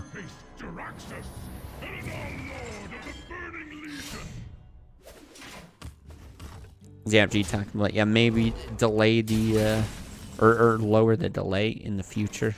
Don't think people are going to cheat in this silly tournament.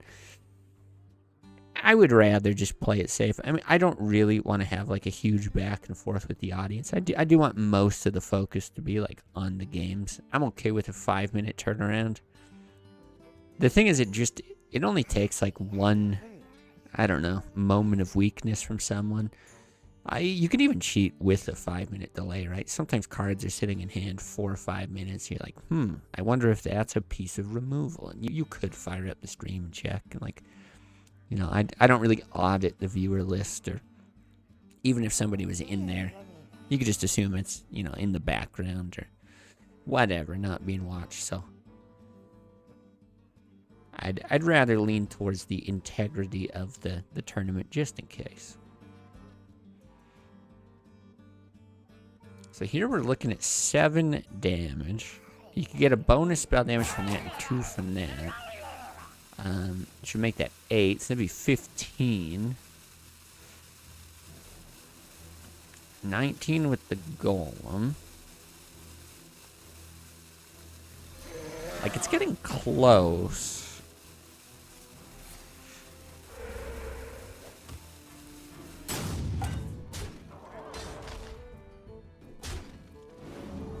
Interesting. So, ooh, the mind control tech. One of the most controversial cards, I think, in the whole format. I don't think it's actually what you play here, though. The thing is, if you do mind control tech, you can heal. So say you steal this, you're negating the 2 damage.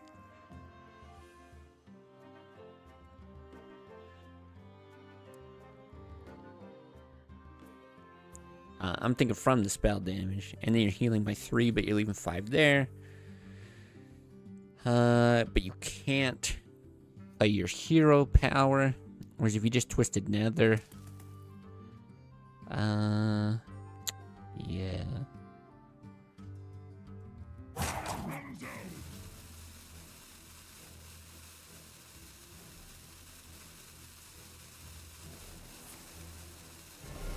Yeah, if you twist Nether, I actually think it's a big deal to get rid of this totem as well.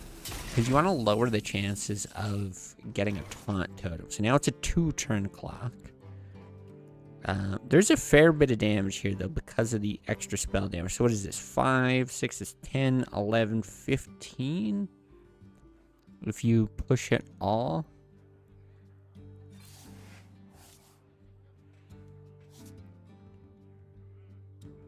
Okay, so you can still drag.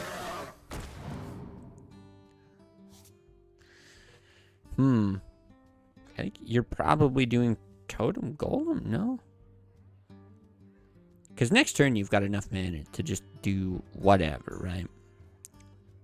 So you're thinking like double Arcane Golem, whatever. The only reason I... Oh my god, is it taunt?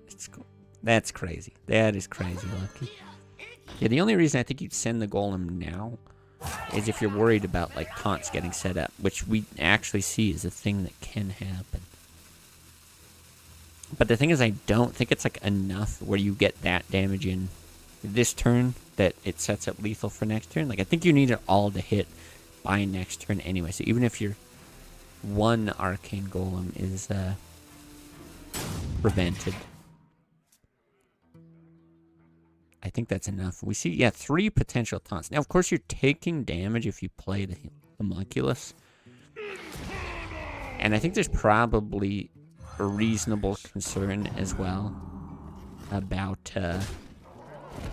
I think he's worried about a mind control tech from his opponent. I think that's one piece. And I think you're also worried about another lightning storm, so...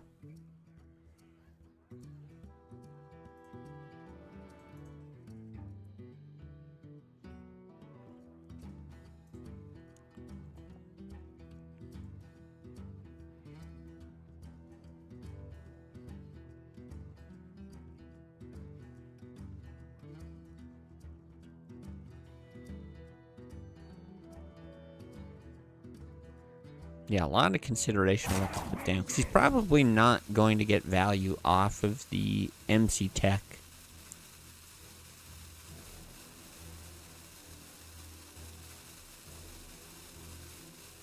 So maybe... So, yeah, I think he's just considering, like, well, the body's bigger, so...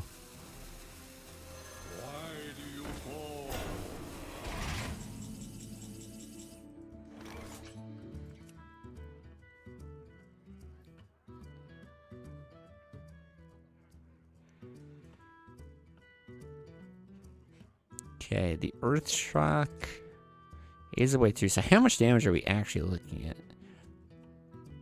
Thing is, you wouldn't be able to... Like, you're 1 mana short of playing everything here. I guess the best way to do it is hit, and then do all of these. So you still get 2 damage. Just 22 is 18, 14, 10. I believe that's lethal, right? Hit with the golem, hit with the knife. 4, 8, 12. That's another 10. Plus you get the +1 spell power. Now, I'm not 100% sure. This says, like, gain spell damage +1 this turn. Is that, like, tied to the knife? Like, if the knife breaks, does that go away?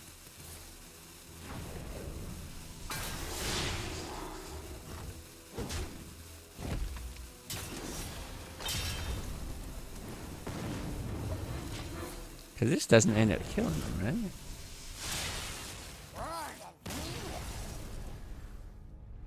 Am I wrong on that? Was that lethal? Can somebody confirm? Well, we know it's another game for HDA. I still don't know what the record is. Yeah, what happened? If that was like...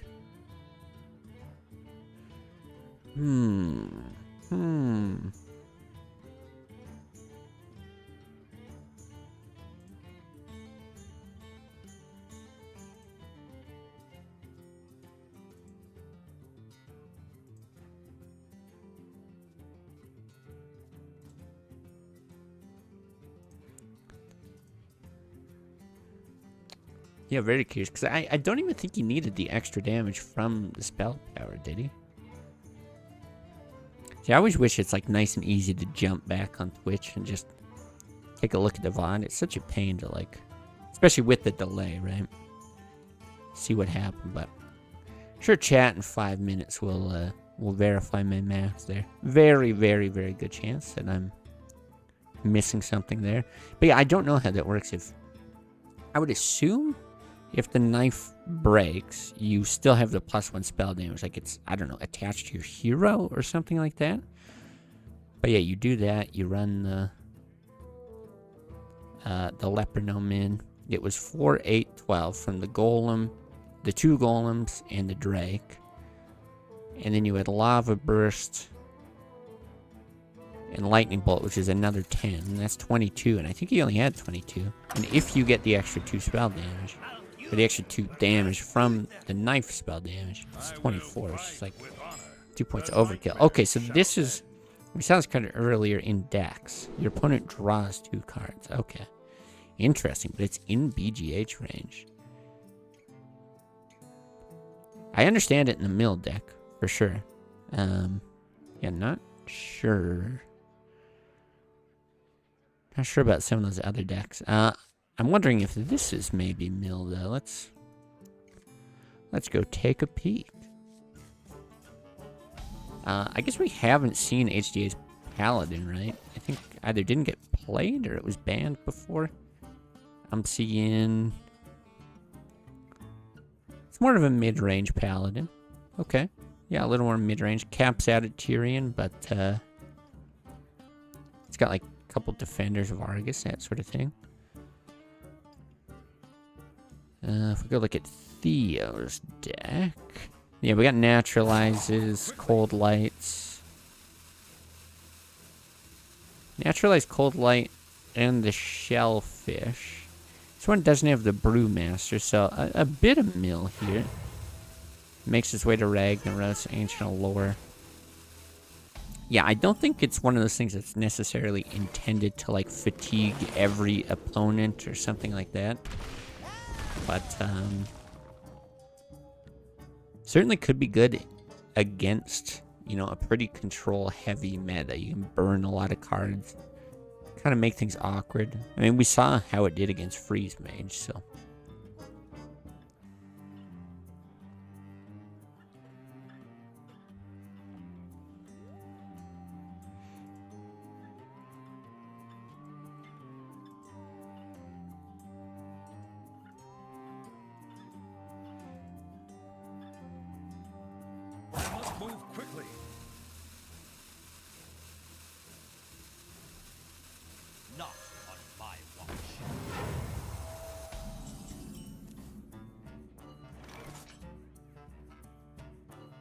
Okay, well, I'm imagining just a hero power slow start here.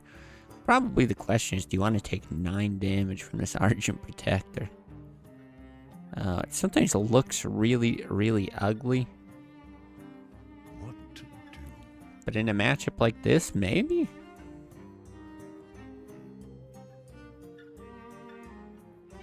No, but you're probably going to just play the Shellfish in the following turn. So I don't even think you hero power hit. I think you just swing, you eat the 3, and then you play the Shellfish.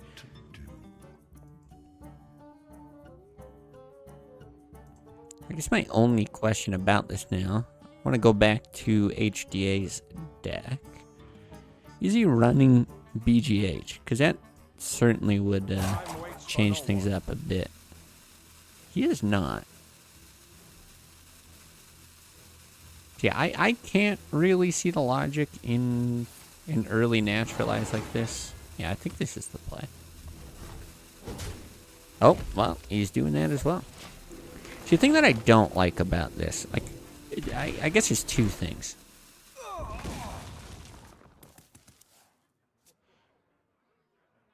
I don't like the first part of it being that I think there's better targets. And then the second part being you're giving him more options. Sorry, I was distracted. Chat's getting back to me on lethal. I see. Don't think it was lethal. Cannot confirm nor deny at this time, and it was lethal. So we've got literally the whole gamut here. I'm pretty damn sure it was lethal.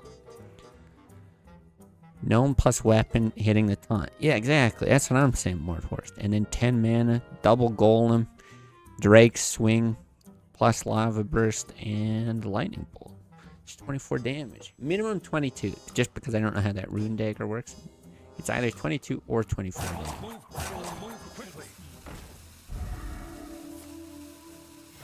Reporting for duty. Okay. The surprisingly quick play from Theo.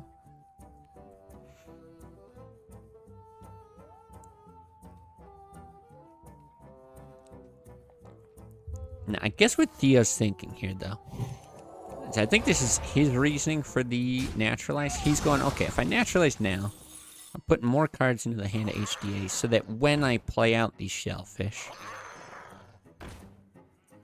his hand's going to be full. But the thing is, I think you want to think about it the other way. I think you want to play out the shellfish, get his hand nice and full, so he's got fewer options in the meantime, and yeah, like less chance to dump out his cards.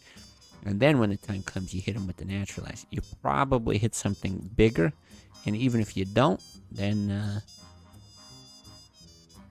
you know, you gave him a few options in the meantime. All right, Mordhorst has the same lethal calculation that I do. I'm trusting Mordhorst here because he agrees with me. That's how this world works now, by the way.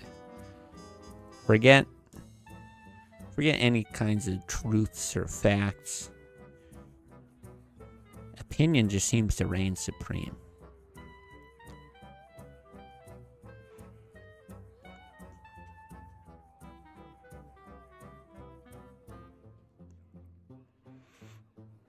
Alright, so HDA, he does have the option of just another equality. Thing is, he can also just like blessing on this and then choose if he wants to like bonk these in. Could even just leave it. Like, are you okay taking 7 damage? You could just consecrate next turn. I really like HDA's position. He's got so many different lines. I think they all look very strong. He does end up trading the moles in. So he's on 8. Cold Light can force him to draw 1 extra. But then there's not a lot more milling that can be done afterwards, right?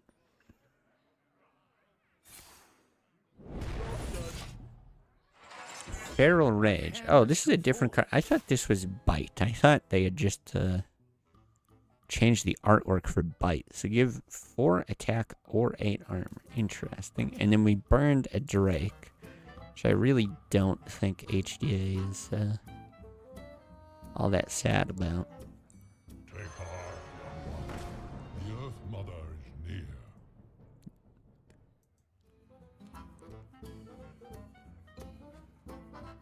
Yeah, I think HDA is just recognizing like so many of these mill cards are gone. He's okay just dropping one thing. And it's also not the kind of deck that's reliant on like, you know, one particular combo or one particular card. So even things getting burnt isn't really a problem. It's just like running into fatigue that could kind of suck. Keeper is like a really nice card here in terms of silences.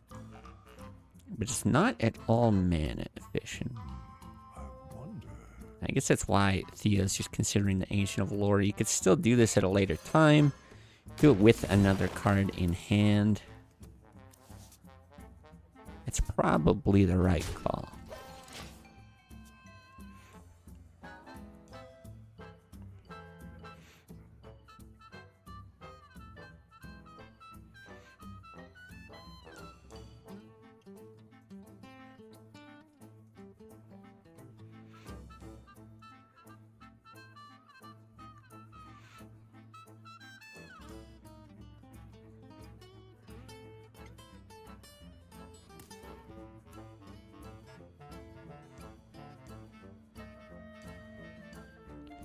Yeah, not sure there's too much decision making here. I think the only concern is like, what if I get out too much for draw or too much for the mind control tech? That's the annoying thing that HDA is looking at right now.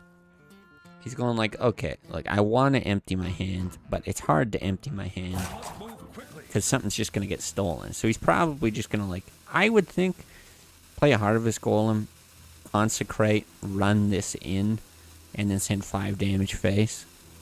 That also plays around any kind of silence, because you did just see 2 cards get drawn. So I think you're more worried about Keeper, even though that happened to be in hand before. Yeah, now you got a super strong board. You can basically infinitely refill to this 3 minion level and still feel pretty comfortable. Whereas Theo, I think, is not feeling comfortable. Like, it's not an awful, unwinnable position, just because there's not like a ton of burst from hand. But there's a lot that he's gonna get through, and he's gonna be fighting from behind for the time being. I wonder, where shall I strike?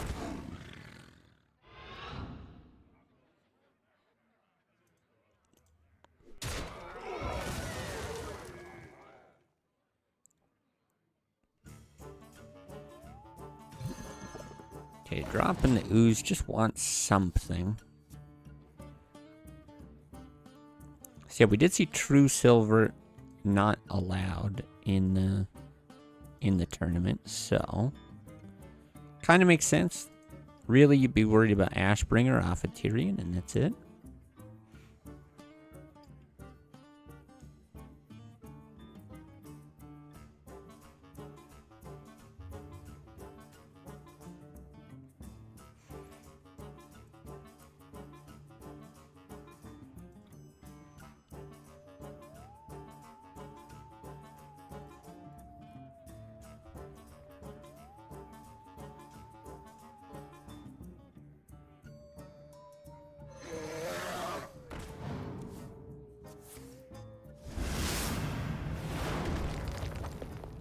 Okay, a lot of damage off that Consecrate. Pushing more, some solid mid-sized bodies. Yeah, it's just a really tough position to stabilize in. I don't really know how Theo gets out of it. Because you can heal just to stave off the damage for a turn. The HGA really doesn't even care about the 7/7 body. He could just send another 11 damage next turn.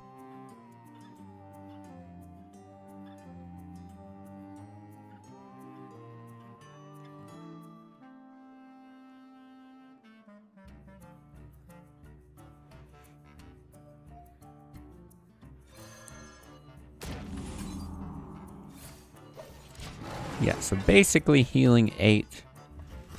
Staring at 11. Don't see any like additional buffs or whatever. Now, of course, he could opt to, just because HGA's got so much in hand. It's actually not that crazy to start trading stuff off. I don't think you want to do anything like equality.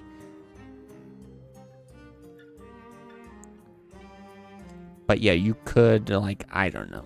Let's say you threw these 2 in. You're still left with 2 guys on board, and then you drop Sylvanas or something. Like, it's fine, but also I just don't think you have to, so no real pressure here either way.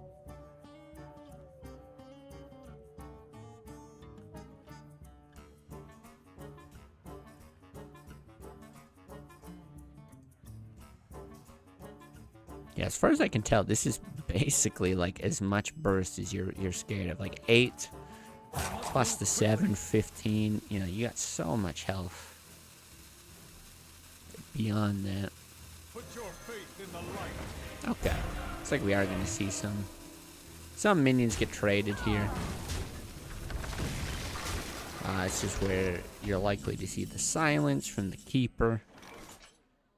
Oh, well, BGH draw 2. I think you're still... I'm going to say I think you're still silencing. Just because you don't want Ashbringer, right? Ashbringer is like 15 damage. So I think you like silence and then BGH and Wrath. Something like that. Leave it with just the Drake on board. Oh, the other thing, I was just going to say, you can Leroy mind control tech.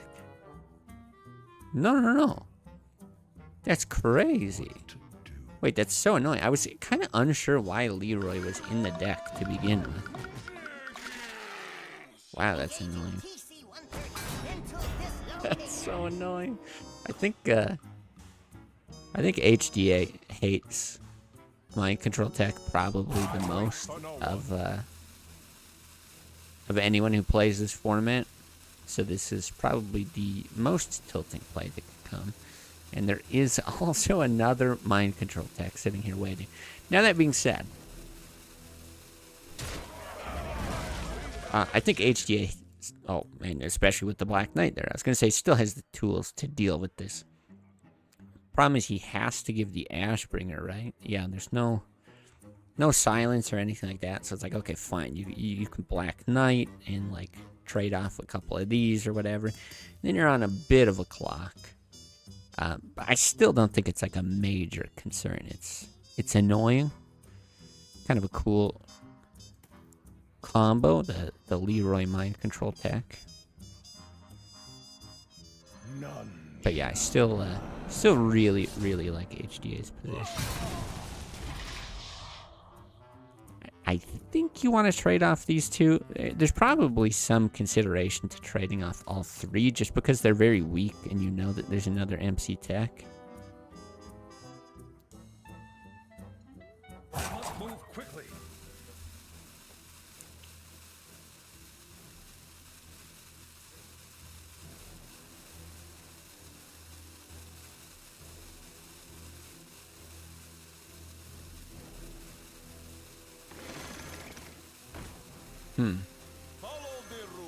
Actually going the other way and just saying, forget it. Keep everything alive.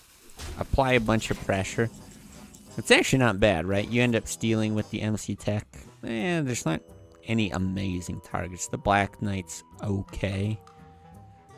But not putting down something like Sylvanas. Well, on the delay, J Ingram, 5 minutes later, what is Classic Plus Plus? It's basically, if you think Classic as what the actual game was like when it was released, the format that Blizzard had, Classic Plus then being the wild version of that, so that you got all the buffs and nerfs that come with it, like a 5-mana targetable MC tech, for example. 4-mana 4/4 Black Knight. Classic Plus Plus is the next step of that, which is Theo has put together basically a list of cards that are legal and illegal in the format, and he's continuing to make changes. I think based on what he sees at all these tournaments and seasons and things like that. I have no time for games.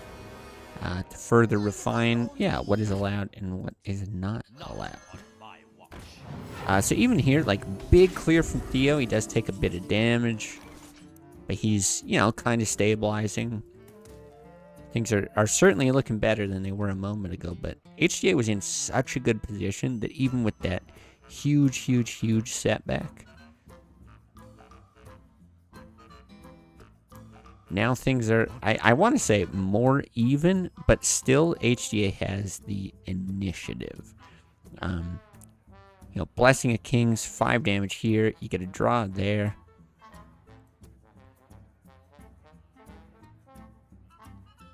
I must safeguard the land. Okay, this is a very good silence. It's a very painful bop. So HDA, or sorry, Theo really playing this.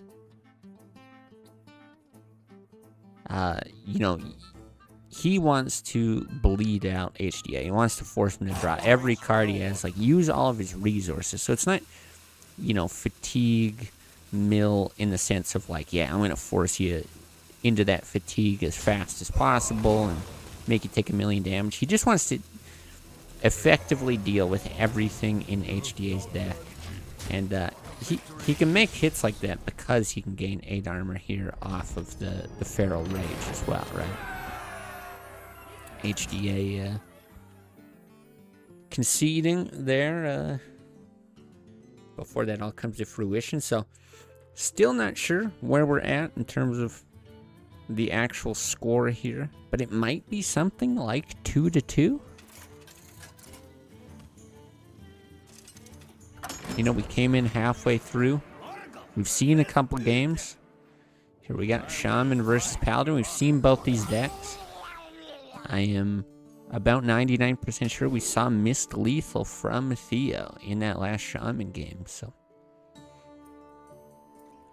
see what happens here.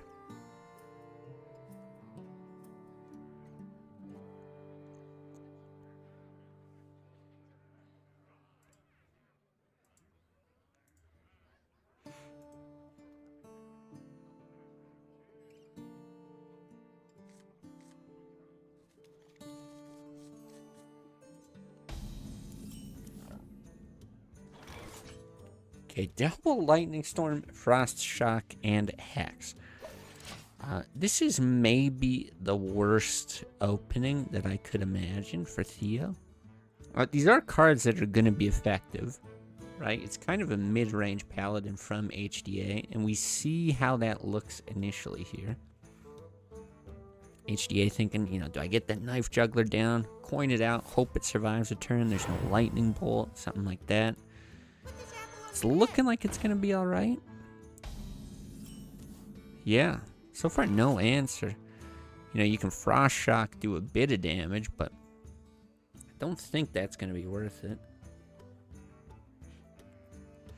Theo disagreeing, though. Maybe. I think with 2 Lightning Storms in hand, you know, they only overload by 1 right now. I think you really do just want to set up for, even if it's just next turn, hitting a Lightning Storm. Like, what are we likely to see? Something like an Argent Protector. It's going to suck. We could see both of these. You get 2 knives. I think HDA almost certainly going to Argent Protector. The worry there would be something like an Earth Shock that's going to go through that.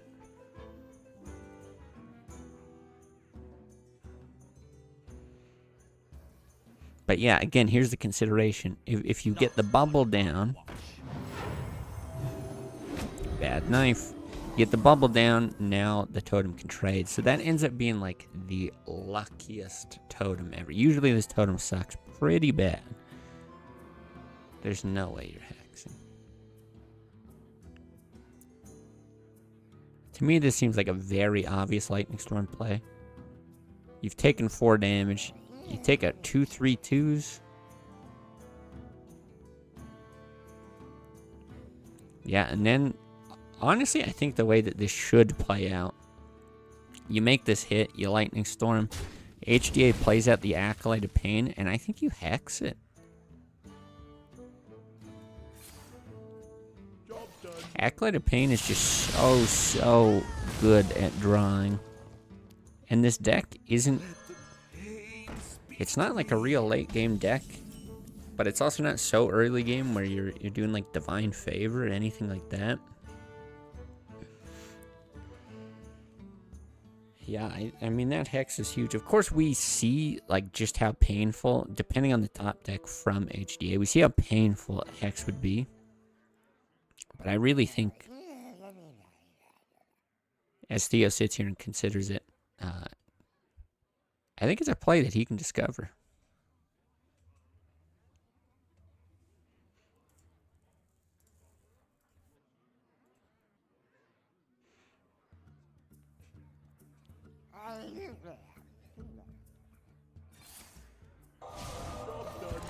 Okay, so that's exactly what happens now. He does get to flood the board. And this is interesting because immediately you might look at that and you say, you know what, I don't really care about an MC tech. If I just have like these 4 things on board, go ahead, steal one. But the following turn, you really want to play the Drake. And then the turn after that, you really want to play Sylvanas. So just the threat of this being a card at all, I think is at least going to prevent you from... Okay. I was going to say prevent you from running all that out this early, but I guess we'll see how Theo responds. I believe Theo only has 1 copy of it. So that's also part of the reason that HDA is probably not as concerned here. Like, what are the chances that he actually has it? Boy, and then this kind of flips script a bit. It gets weird. Because now you can start to trade off these minions, but you're going to give a whole bunch of draws in response. So do you equality? Because the other equality targets are really these. But I guess just saying, you know, you're 8 cards into the deck. What are the chances you've got MC Tech? And on top of that, I mean, how big is MC Tech on an Azure Drake? And I would say that that's a fair assessment. I'm not 100% sure we even see this. There's definitely bigger targets to steal, but I think the longer the game goes, the more cautiously HDA plays. And then there's always that element. It's very, very hard to incorporate it into your play. I think very few people do, but sometimes the threat of a card can be more valuable than the card itself. Alex Strauss is a really good example of that. Hey, what if I have Alex Strauss? I can just heal. I'm going to make you play suboptimally because of that. Same thing with mind control tech. It's like, well, who knows if I have it, right? You're just never going to play more than 3 minions. And then if you ever overcommit, then boom, I can go ahead and play it. Whereas now, this sucks. This is a big tempo swing in favor of Theo. But at the very least, now HGA goes, okay, well, I can throw out Sylvanas. I saw 1 Hex. I saw Mind Control Tech. I should be fine. I'm not worried about that. Now, does he actually do it this turn? Looks like no. I mean, he's certainly going to want to take out this Acolyte. Not on my watch. See where the knife goes. It's a good knife. Yeah, very, very solid situation. So we're looking at something like a dagger into Lightning Storm, I think.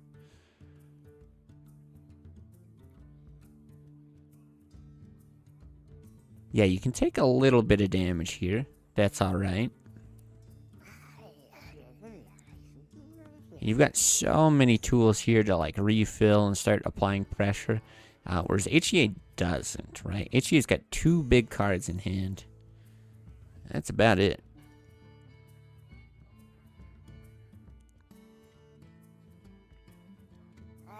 So yeah, certainly anyone's game at this point.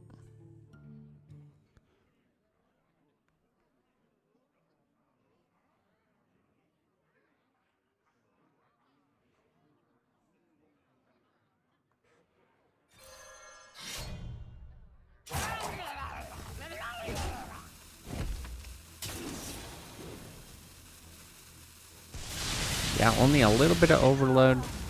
I think a pretty big question is, whether you totem or leopard gnome. I can kind of see it going either way. I think I would totem just because it's a little more efficient, but you've got so much. I have no time for games. So much in hand that you can spend your mana on. That, yeah, I really don't mind that. So Frost Shock is really nice for just like pausing something, right? The freeze effect is so nice to be like, hey, Let me build some momentum. But he doesn't really have a lot to push afterwards. I think he just wants to deal with this Sylvanas. I like running the Lepronome in and then lava bursting the Sylvanas. Give him the totem. Really doesn't matter. And then you can follow it up with that Squall Hunter. Oh, you can do this with the Frost Shock. It's even better. Yeah. Well, is it better? You're taking 5 damage. I don't know that I love that.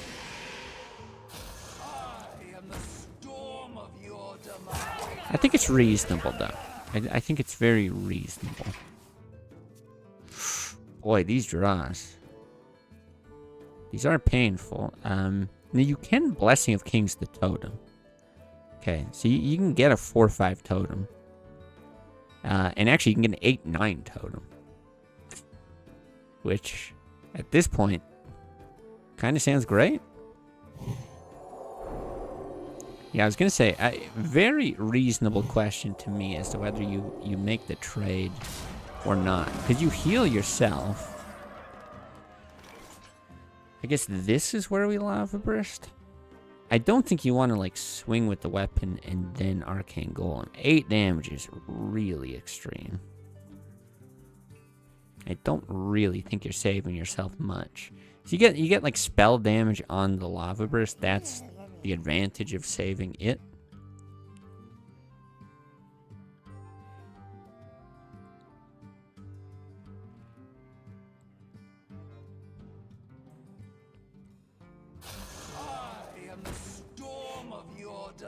I guess you could run the Totem in and the Arcane Golem. Maybe that was a better play.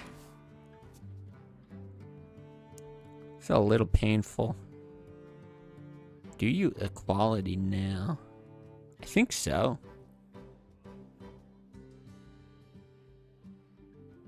The light protects me. Reporting for duty. Okay, ops not to. Which I think makes sense because you have the bubble. Like, you don't like this hit. This is actually a really annoying hit.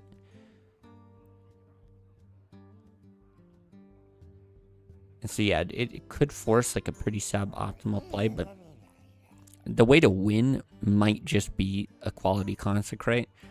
So I think HDA is thinking, you know, let's wait one more turn. Let's see if we can draw, like, the absolute win condition. Okay, so we've got a lot of damage in hand here, right? It's kind of a variable amount with this weapon. Okay, so you do get the spell damage on your hero. So now we determine it. So it was 24 damage in the previous game.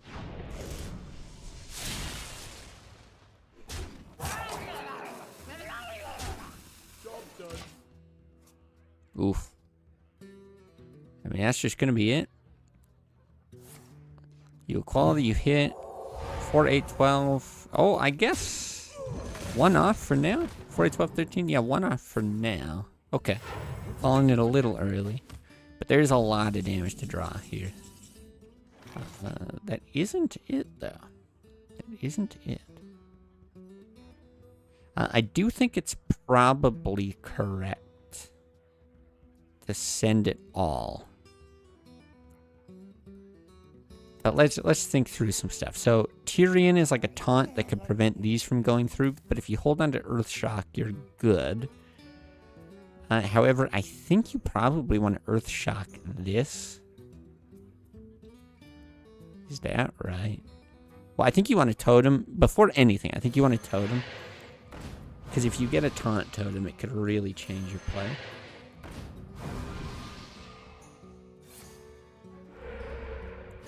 See, and this has the potential to lose to a Consecrate. Now, it does not mean by any means that the game is over if we see a Consecrate drawn. But Consecrate into some sort of dead draw, maybe multiple dead draws, would be HDA's way back into this.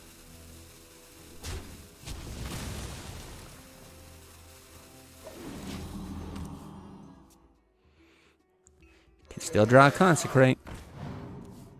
The victory is yours. Okay, well, this might be it. This might be the series. Sort of just have a feeling. We're waiting. If he's no longer doing battle with a friend, that's it. So it looks like Theo ended up taking it. I would say a bit of an upset. But Theo's a good player. But HDA just, known for making it to the finals. Seems like pretty much every tournament we have. I would say Freak's very similar kind of player. So it's going to put Theo up against Zap G here.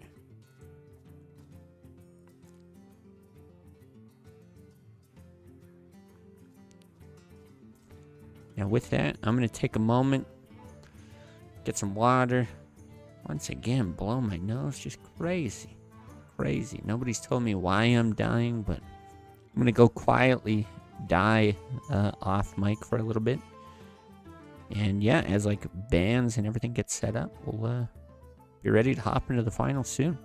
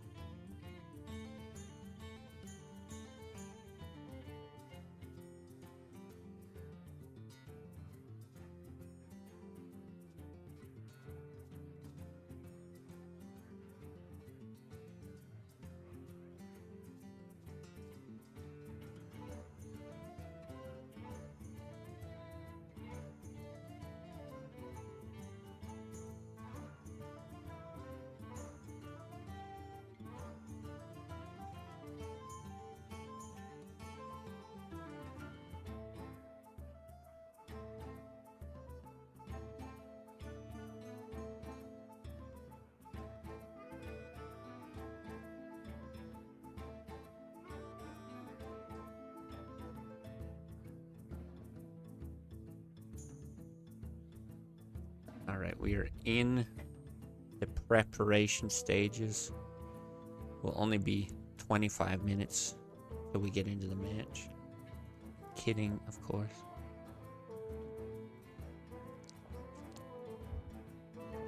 I'm probably going to try to avoid a winner's interview just to save my voice a bit here. So just for anyone who's, looking forward to that. I think most people don't even like to do it. I thought it was a fun idea when we started, and then I just kind of kept it up because of tradition, but I don't actually think people enjoy doing it at all.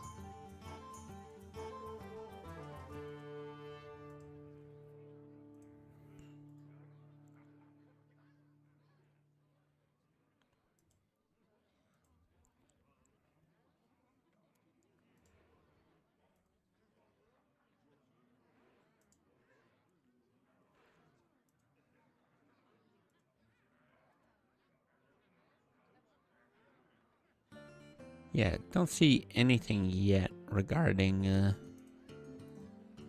bans or anything like that. But I'm sure they're going through it. Very excited to see Zap G's decks again. Talked about it before, doing this kind of off meta thing. You don't always get to see those decks do what they're capable of, and it was nice that we got to see it that time. It'd be very, very cool if it was able to pull it off again, or at least keep things close, right? I think that's sort of the main thing. You want to see the deck do what it's supposed to do, and if it ends up falling short along with that, so be it, right? But at least it makes for some good games. So I am hoping we get some good games there. Really not sure. Just speculating, how these decks actually match up against each other. Mostly aggressive stuff from Theo.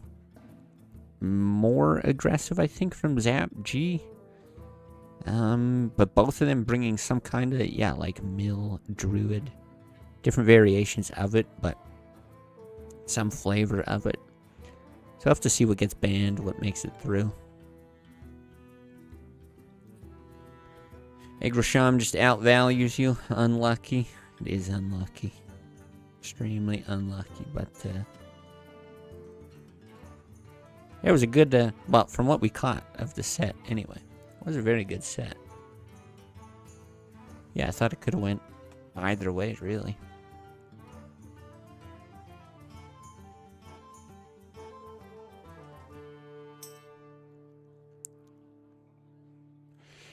Insert imagery of Leo thinking about strategic deck bans like a mad scientist here.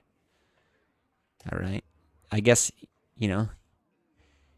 taking some time. I mean, I know he takes a lot of time with his turns, taking a lot of time with the bans. I think Zap G is the polar opposite of that. I think he's someone who plays just on emotion. Doesn't even math things. It's like, well, that's a lot of damage. I'll play the cards that do a lot of damage, and if it happens to kill my opponent, then great. Theo's taking the life coach approach, trying to think like 7 turns ahead. Just have to see if it works out in Zap G's favor with, sometimes your opponent might overthink. Oh, my opponent will do this, and then they'll do that, and I'll answer with this. But you can't predict chaos. So we'll have to see what prevails. Well thought out strategical plays. Or absolute madness.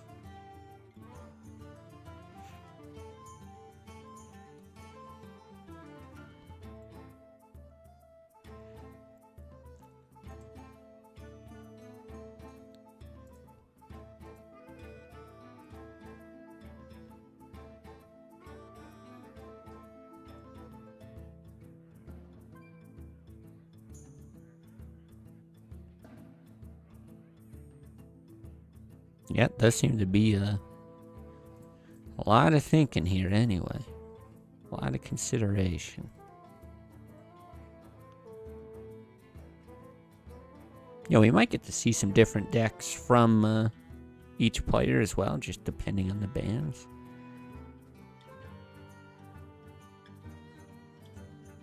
Certainly wouldn't be upset with that.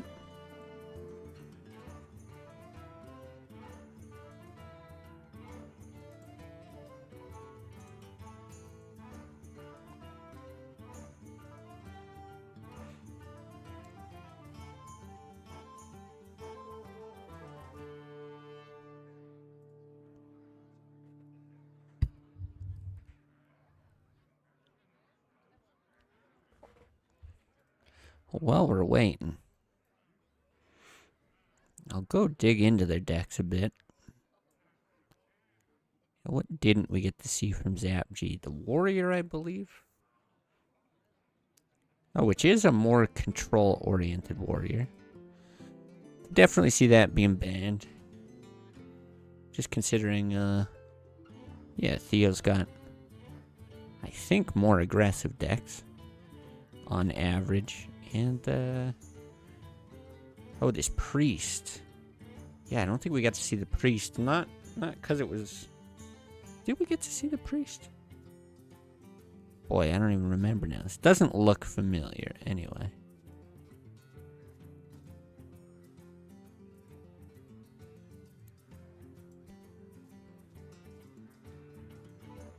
Yeah, that's right. I guess the priest must have been banned, because I think we saw Paladin, Druid, and the Hunter. Yeah, I wouldn't expect to see the Hunter get banned. I'm not really sure what that matches up well against, although I mean, it's 1-0 in games that we saw. But the priest, priest is normally just not that scary. It's a minion heavy priest. Could be fun to see.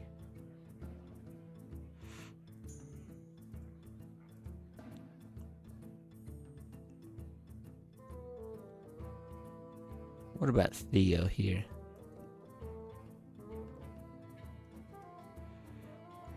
We got Warrior, we got Druid, we got Rogue. The Rogue's gotta get banned. I gotta think that Rogue is the first ban. We got the Shaman that we saw and a Hunter. Okay.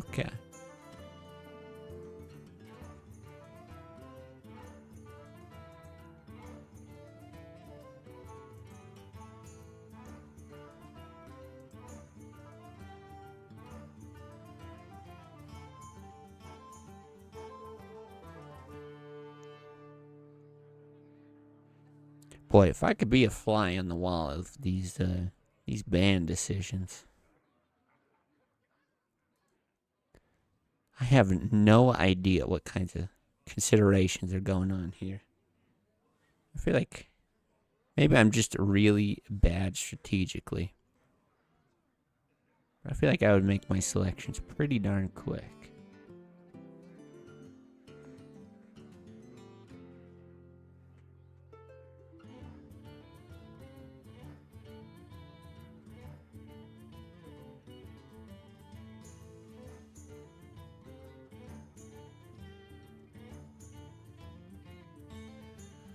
Well, what else do we have going on here? We got Super Bowl tomorrow. I don't know how many Hearthstone people are interested in the Super Bowl. As I said before, Bills fan, so I have come to despise the Chiefs. Yeah, more true this year than ever. So I'll be cheering for the Eagles, but pretty unexciting Super Bowl for me. I'm a big football guy. What was it? It was like 3 years ago these two teams played in the Super Bowl. So kind of uninteresting to see the same matchup, but will be cool to see if Saquon Barkley can do what he's been doing all year. It's a fun guy to watch.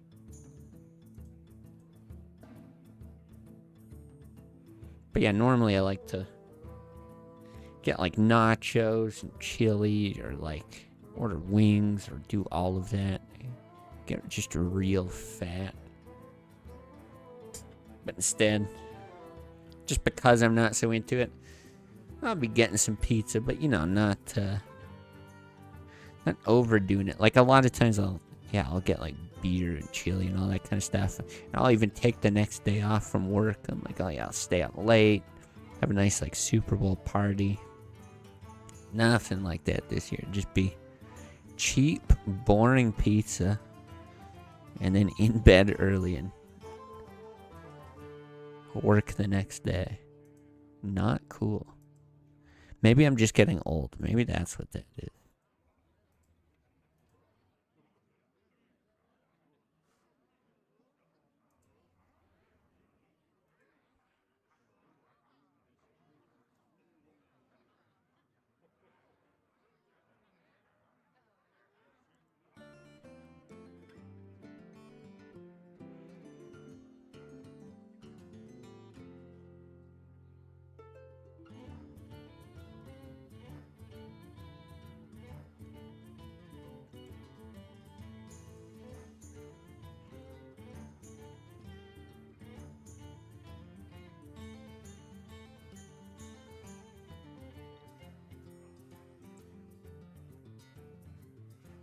This is wild. This is absolutely wild. Just how much is being put into this. I'm expecting some good bands here. Some great bands. Alright, here we go. Here we go. Let's do, we decided last time that Zap G is a top. It gave him good luck. Theo did well on the bottom. Hey, a wee gameman. I guess they're just making sure I didn't fall asleep during the ban process. Fair. Protect the wild. Okay, Rogue did not get banned. Excited for Armageddon. I don't know what that means. What?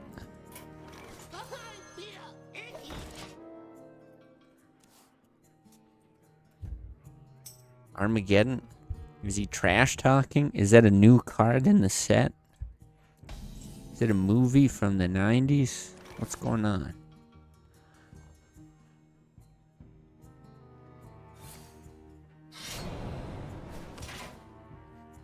Alright, this rogue I do expect to do very well.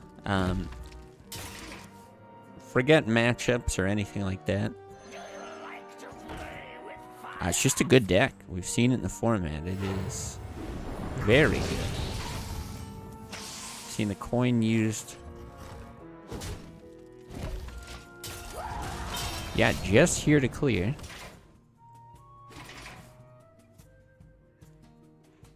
That's what I'm saying. Zap G plays on gut feel. Seen some quick plays from Theo here. I expect that to stop right now.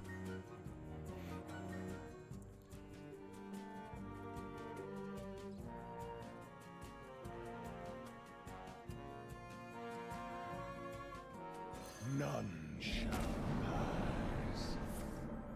Never trust Okay. So yeah, thinking of like win conditions here. Zap G, I think in general, it's pretty hard to, you know, take advantage of this mill strategy versus an aggro deck. I think that's normally what you're encountering, right? We've seen 2 mill games today, and you're able to like bleed your opponents out, right? You just sustain all their threats, keep healing, keep whatever, board control, whatever it is that that you're able to do, whatever your deck's built for. And eventually your opponent just runs out of answers and you win. It tends to be difficult against aggro decks because aggro decks spend their resources very quickly, and even if you can heal from them, they're like, oh great, more cards. I could use it. I just didn't even put draw into my deck. The end of all things in Christian theology. Okay, well, yes, I'm aware of the dictionary definition of Armageddon.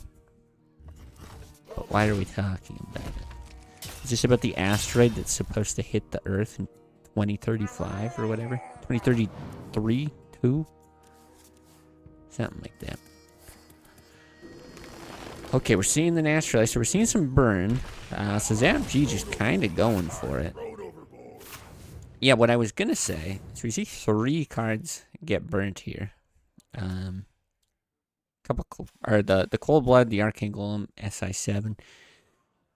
Yeah, I was going to say, I think more than typical classic or what we've seen from this format before, these rogues have added a lot more draw to their decks. Acolyte of Pain tends to draw more cards than it ever has because of the extra health. Sprint is now a lot cheaper, drawing 4 cards, that's a lot. So even though this tends to be like a balancing act that doesn't really go in the favor of the Druid, I think it's possible that in this sort of structure that it's something that Zap G could actually accomplish, you know, being pretty annoying here. Those cards that did get burnt, kind of annoying. But this is the other side of it. Okay, you do burn some cards that would have been nice, right? Getting like the SI, even the Arcane Golem, maybe like pretty good. But Theo's able to very, very quickly get rid of the cards from hand, right? So something that is a problem just immediately stops being a problem. Okay, I did lose some cards that were cards that I would have liked, but here this stuff's cheap, and he can just continue it. Where it is still a bit of a problem is looking at stuff like Sprint. Now, I won't say it's a dead card exactly, but it doesn't look so appealing for now, and maybe for the rest of the game. Acolyte's a little bit more playable. But we'll see. You could take the 4 damage and like eviscerate here. Still follow it up with a Cold Blood just to push a lot of damage. Yeah, and this is where we are seeing the Acolyte getting very low in hand. Cards in hand, rather.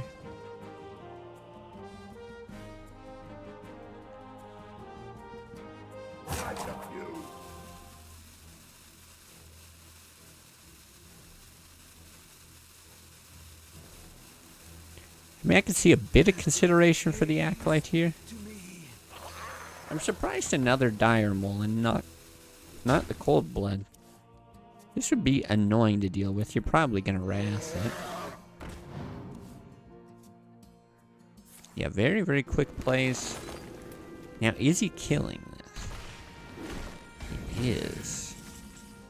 Okay, so finally, Zap G being like, yeah, maybe I don't want you to draw too much. And then this is where Sprint starts to look playable again. There's still some risk to it, but you got more mana to dump more things. It's not too bad.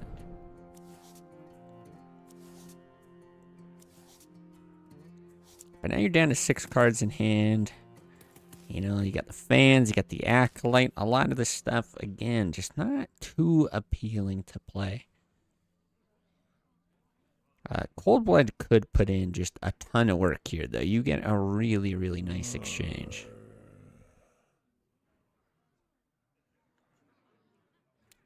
Now, all this being said, I think when you're in Theo's spot, you're already starting to think about, okay, how can I deal 19 damage plus whatever he's going to heal for? Because there are heals in this Druid deck that we'd expect to see again at some point.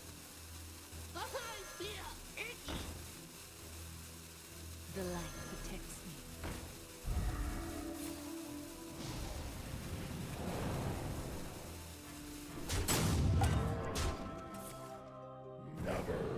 Trust a pirate. Yeah, and that's why we're seeing the 5 damage go to face. Yeah, Cold Light not looking as appealing. Oops.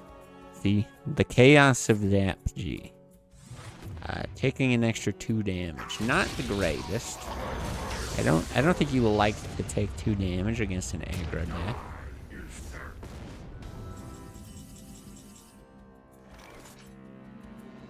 Okay, yeah, so normally you'd love to have like Arcane Golem, Leroy, something like that to be able to Shadow Step, get tons of damage.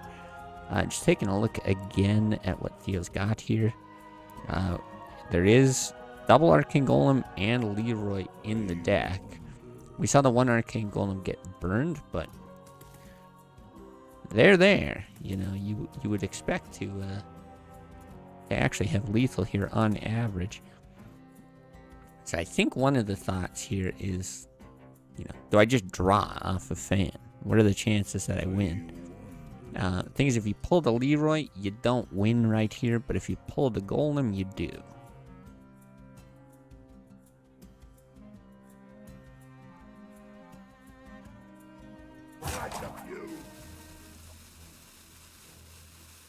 Yeah, 1 and 5 to win it.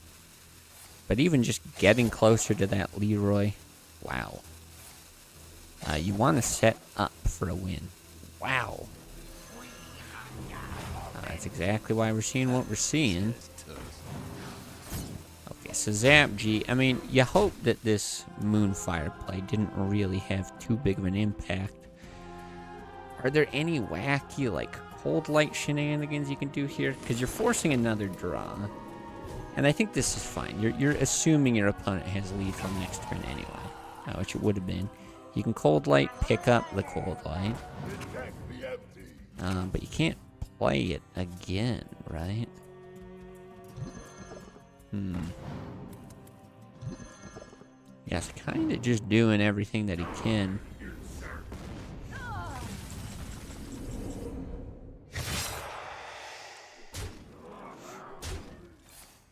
Now, the real style victory is to steal Ragnaros and hit face.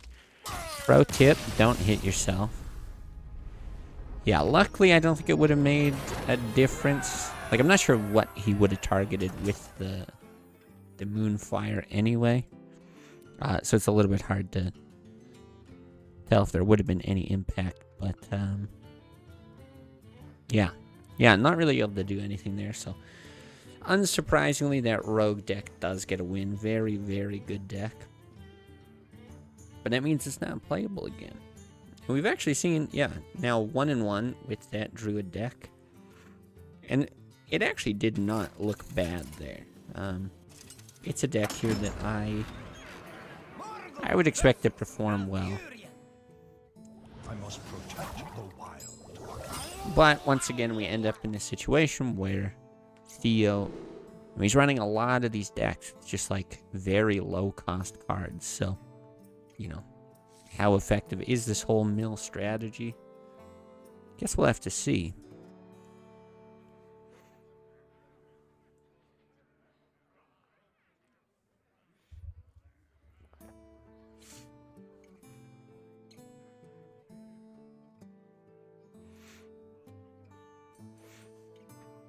I gotta blow my nose again during this stupid mulligan phase.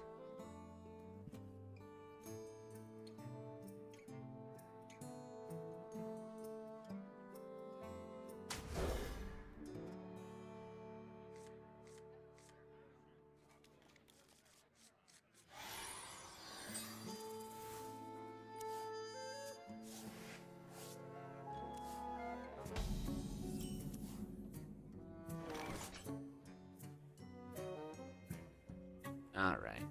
It's actually not a stupid mulligan phase. I meant to say blow my stupid nose during this mulligan phase. But anyway, I'm talking trash on mulligans. What do we got? We got double naturalize. You'll love to see it. Very cool. And there are some great targets, right? Hitting like the Squall Hunter, so they get overloaded, then they're potentially overdrawing.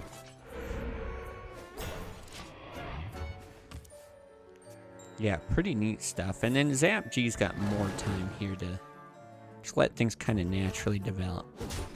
A little surprised we don't see the farce here.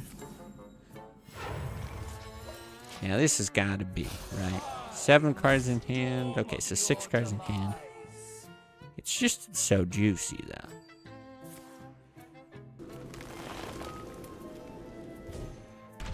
Yeah, not an immediate overdraw, but you know, you hope it gets you there.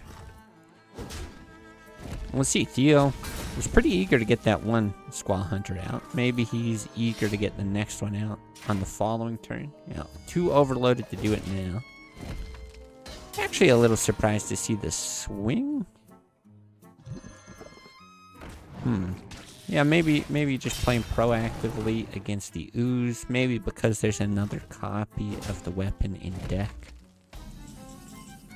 Not quite sure, but yeah, here we go. Almost certainly going to see the naturalize. But no other follow-up. I think you would love to like naturalize into a cold light, something like that.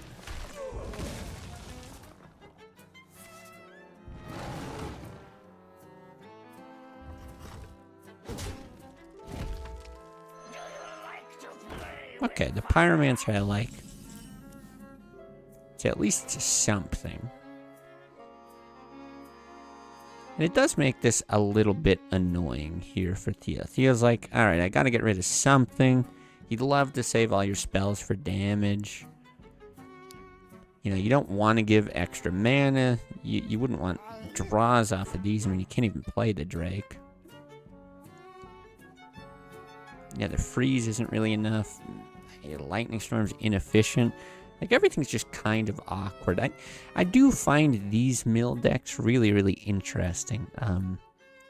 You know, I played some classic mill, bit of rogue, bit of druid, and, you know, it was never really in a state where it was anything impressive. But as somebody who didn't play it, you know, extensively,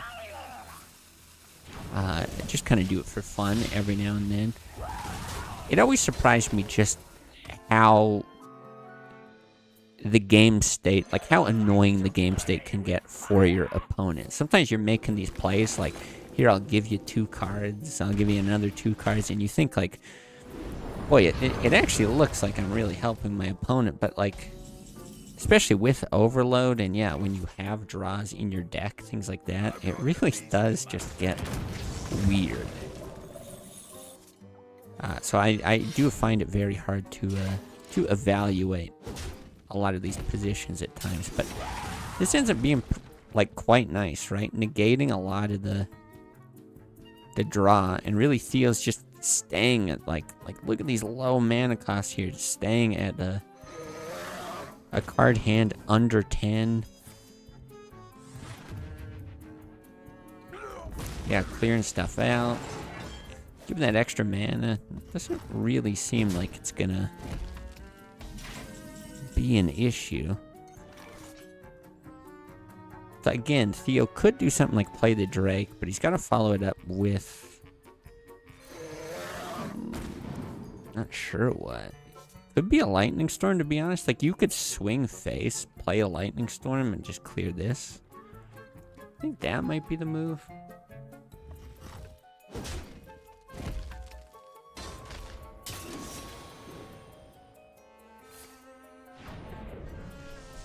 Taking an Earth Shock and... is it Frost Shock? Yeah. Or double Earth Shock. I'm not sure if the thinking was, well, this is just a way to get rid of 2 cards. I kind of like the Lightning Storm better, but... geez, even the potential to get rid of 3 if you go face with the Frost Shock. It doesn't do a whole lot. I don't anticipate the freeze doing much, but... yeah. Trying to be proactive. Once again, I think just in terms of... well, what if a cold light does come down? Something like that.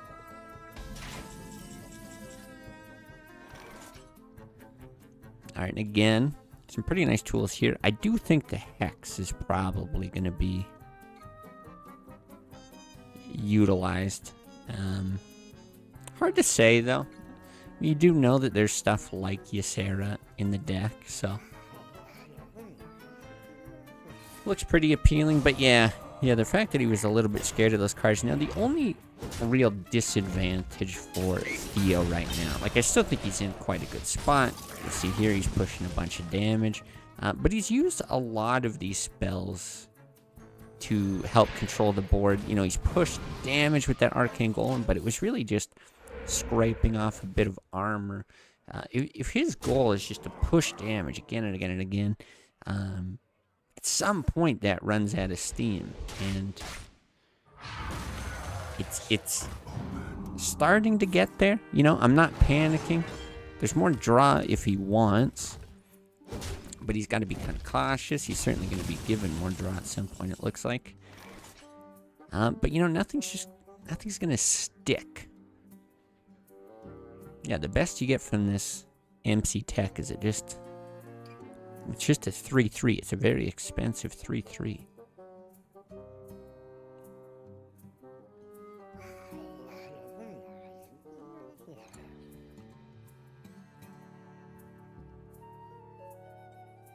Let the pain speak to me. Let the pain speak to me. Job done.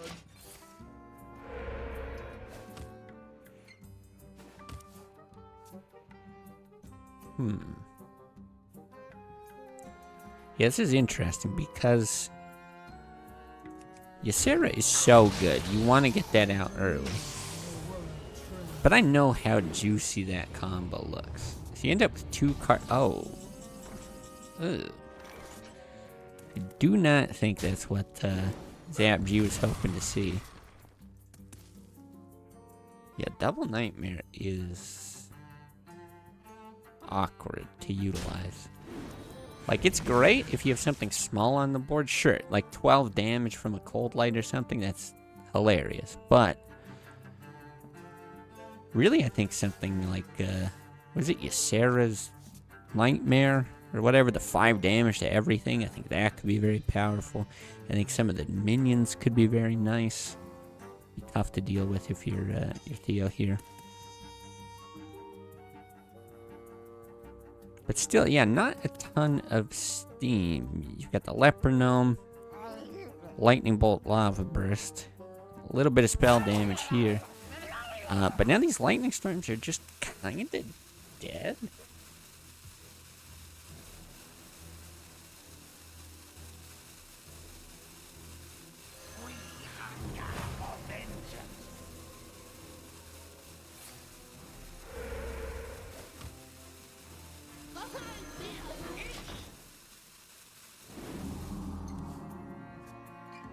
Okay, and this is very likely going to be healed for Zap G at some point, so...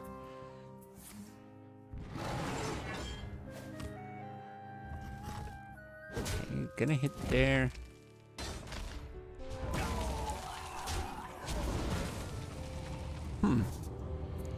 Quite interesting. I was actually expecting to see the Cold Light, but I guess a little bit of concern of giving cards.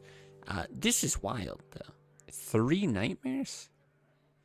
3 out of 4 Ysera cards being nightmares. I mean, that is just atrocious.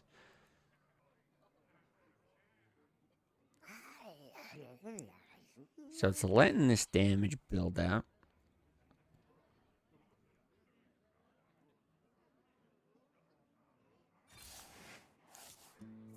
Okay, the Hex, obvious play. I mean, Ysera wasn't really doing much anyway, but... You don't know that if you're... Yeah, I mean, this is, again... Oh, wow. I'm surprised he wanted to draw off of that, but okay.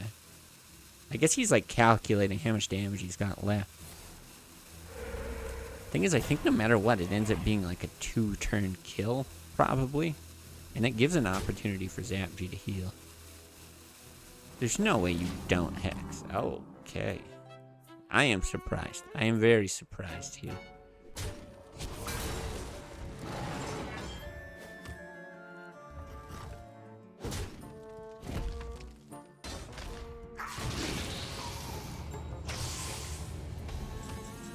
Guys, I think I just don't understand Hearthstone or something.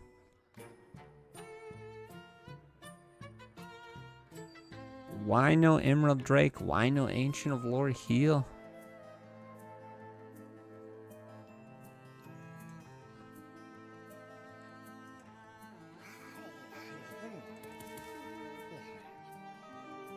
This isn't lethal. Yeah, I'm very, very confused.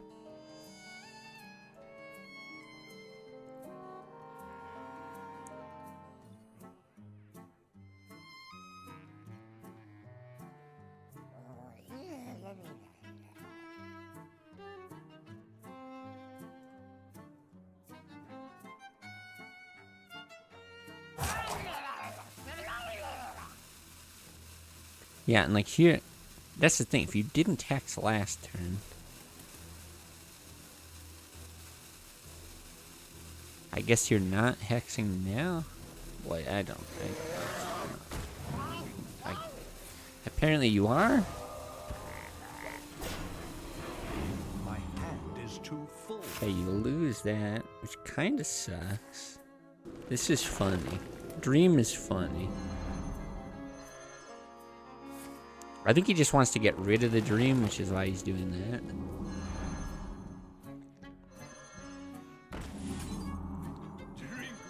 Okay, okay. This is showing me the reasoning here. I think Zap G might be just very 5-headed here. You know, trying not to dig in too much to the Discord so I can still actually commentate the match. I'm thinking what he did is just look through all the damage. Like, he knows the cards, right? These are open deck lists. He knows the damage that Theo's got. And so I think he just calculates it. And he goes, yeah, I'll just Ancient Allure. I want to make sure he doesn't kill it, and then I'll pick it up. And then I'm good.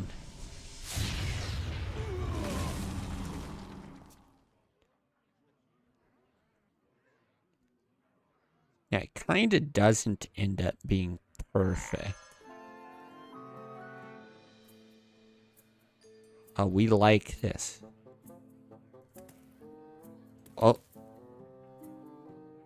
Did we desync? Did we disconnect? Oh, no. Oh, no. We really don't like this. Because the thing is, if, yeah, like we saw there was no taunt on the frog, so something was going kind of like haywire there.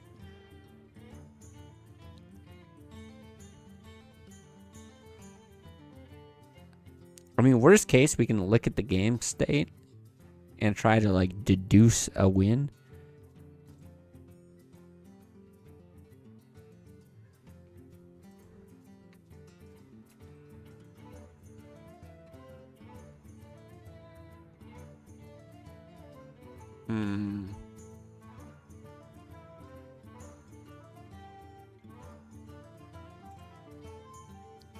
Let's see. I don't see any chatter in the Discord yet. Boy, I might just have to leave. Like, it says Theo's doing battle. Maybe I've just disconnected. I suppose that's possible. Which, sorry if that's the case. Bye.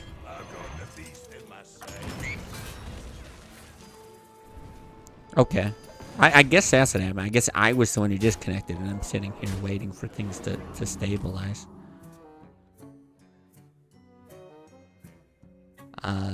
Okay. This is telling me how much fatigue there is. So 3, 4.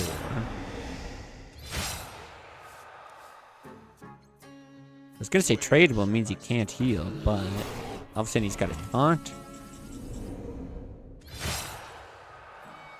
This would have been 12, 18. Isn't that a crazy play too? Am I going wild? Wouldn't Ancient Allure been like the safe win here? What do we have here though? Okay, so 4 damage.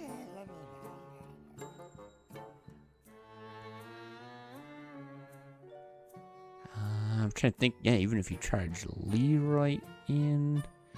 Hold on, what if you... No, you can't do the Leroy MC Tech Steal. Well, it doesn't matter. Like, you have to kill in this turn or you die to fatigue anyway. If you would have rolled spell damage there, you hit 4, 8, 15. I think you still don't win even if you roll spell damage. Okay. Okay. Well, I'm sad we missed that little bit there. It was like a very, very exciting finish to a mill. But...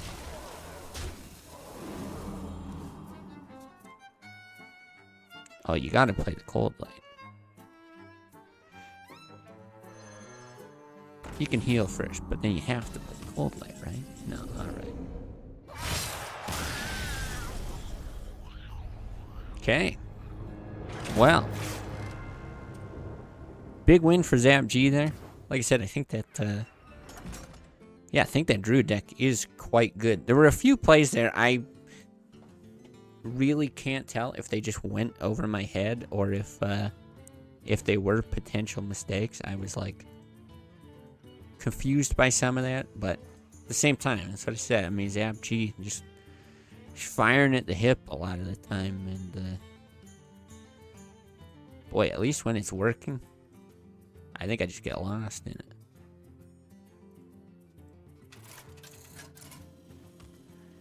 Okay, so what does that leave us with? We got This paladin against the shaman. So remember, this is like that chargey kind of paladin. With holy fire.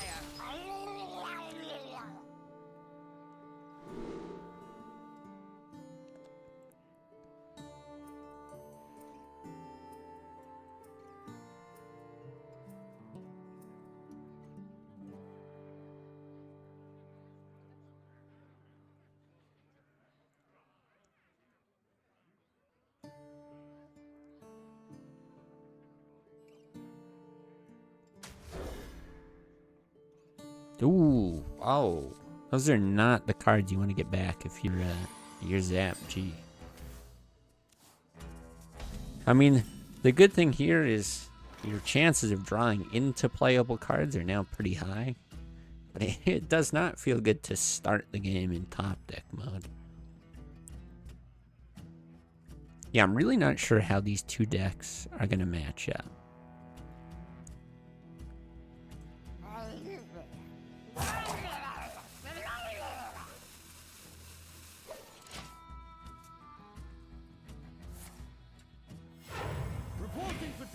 Okay, playing it slow. A lot of times I think you'll opt for the Argent Protector there, but...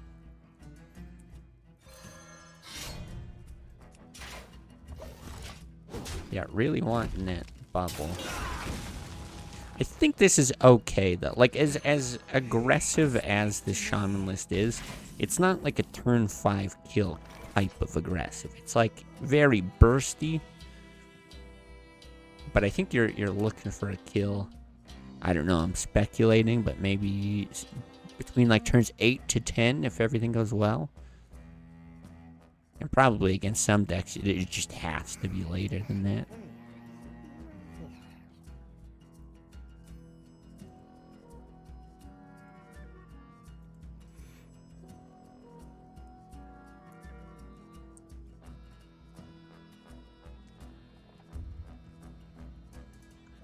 I mean, I would think here the play... see if he coins it. Interesting. I was going to say, I would think the play is to swing and shoot with the lightning bolt. Zap G seems perfectly happy just both getting draws. Not on my watch. We could see a coin on the MC Tech to steal the Acolyte. I don't like it. I think again, though, like a hit here and a Lightning Storm looks pretty juicy.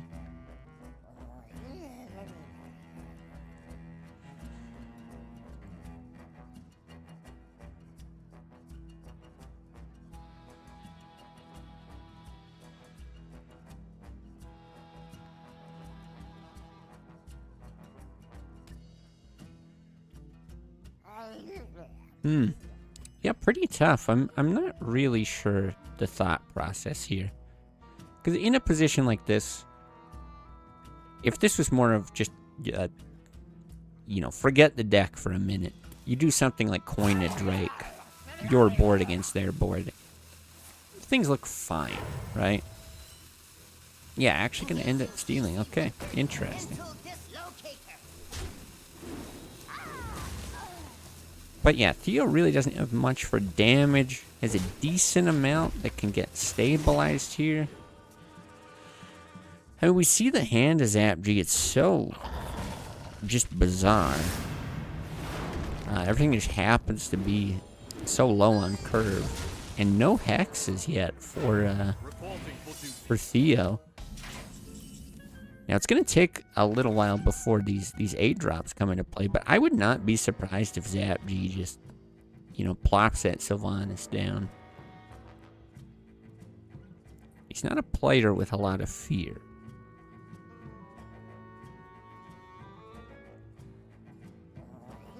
I am the storm of your demise.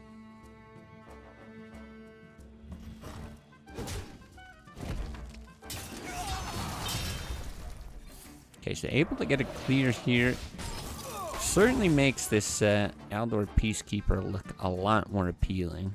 And that's going to make the play I have no time for games. even more enticing. But yeah, here's the Sylvanas. Oh, okay. Unfortunate. Now, if you're Theo, do you swing before you hex? Probably. 5 damage is a lot.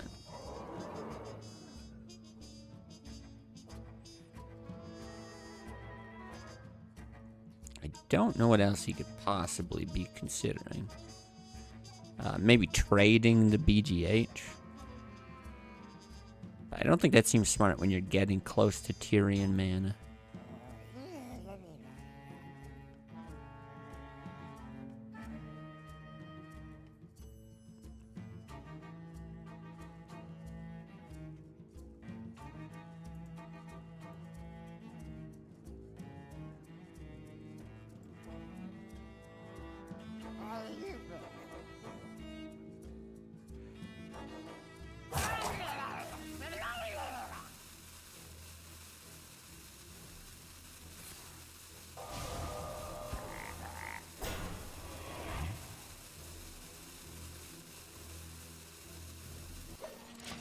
Okay. Basically what we expected, and still just like, yeah, really awkward draws here for Zap G.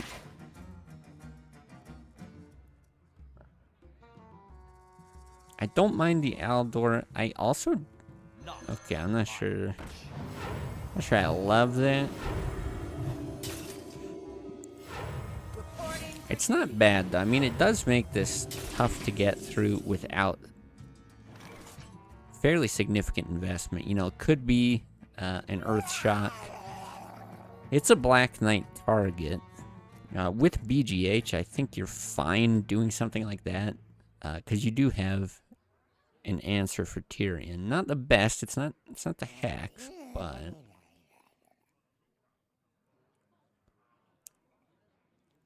Yeah, it does make things a little more awkward. That being said, we're still back in a position where Lightning Storm looks very good.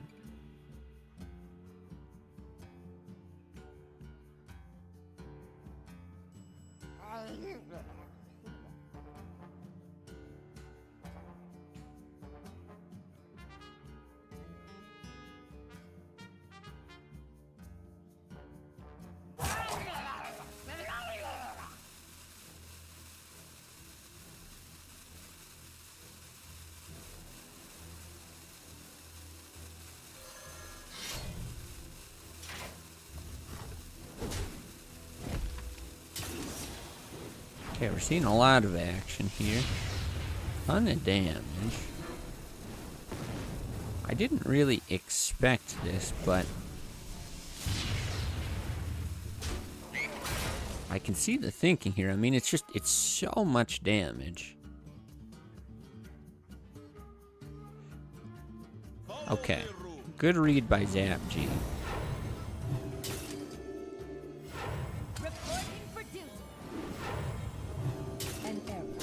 Oh no. But he didn't hit it with the weapon.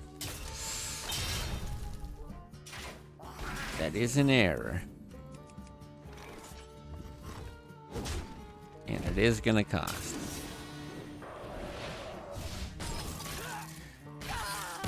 Boy, it would have really been a game after that. I think still Theo's in a really good spot. Regardless.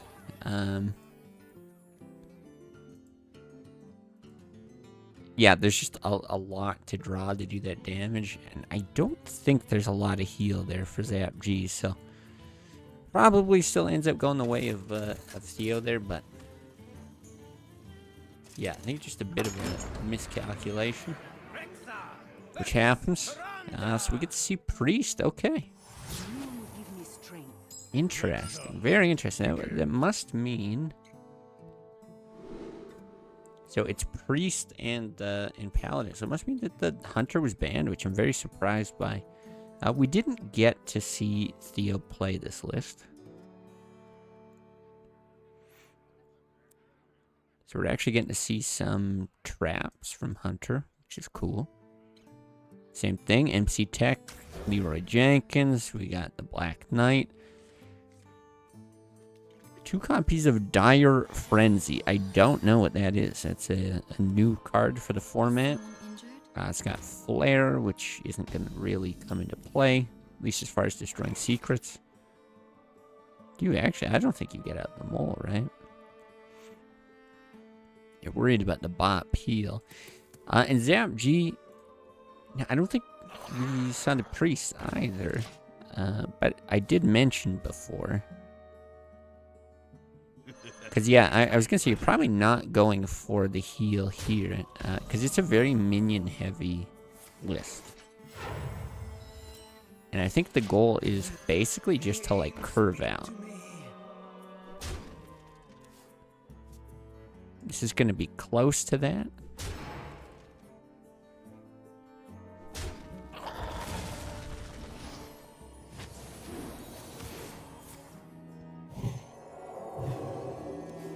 Okay, yeah, big angry Amani. I really like seeing Amani here. Oh, here we get to see Dire Frenzy. Give a beast +3/+3, shuffle 3 copies into your deck with +3/+3. That's a wacky card. So you can charge the Arcane Golem in.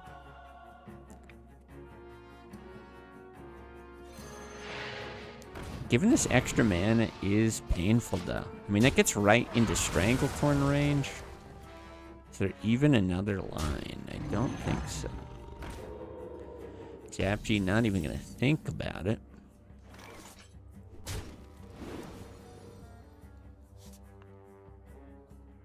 Yeah, that's the other disadvantage with having the Cleric out. I mean, even healing, you're potentially given more draws. So this is a Discover effect. I guess Flare can make the Stranglethorn lose stealth. So that could come into play at some point. But yeah, Discover, much different than the traditional tracking effect of actually getting rid of the cards that you don't pick from the deck. The Earth Mother is near. I like this. Yeah, I like this quite a bit. Zap G also has spells that deal damage. Here, though, Freezing Trap can be very problematic.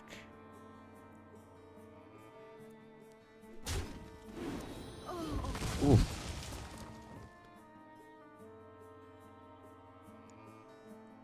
Yeah, this starts to get pretty nasty. I'm sure you're playing a Freezing Trap. Yeah, it's just what else are you doing?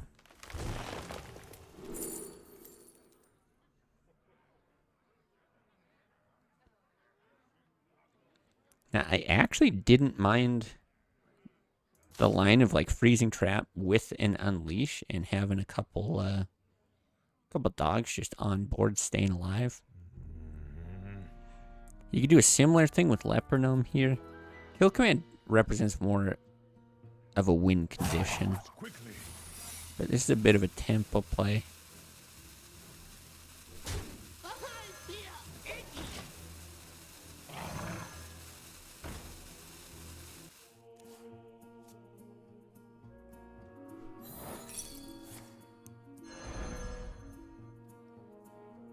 Here we go.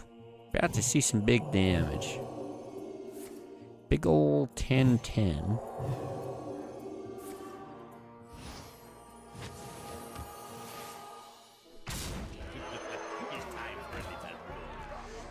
But we have another Freezing Trap in hand, which is far from optimal here. If you're Zap G.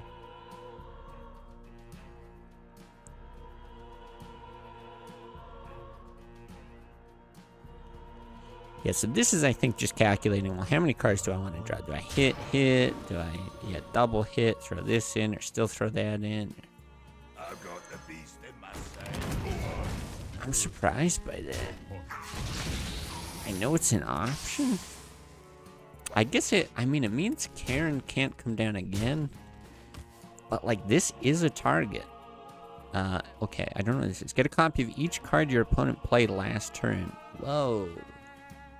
Whoa, wait a second. Is that good here?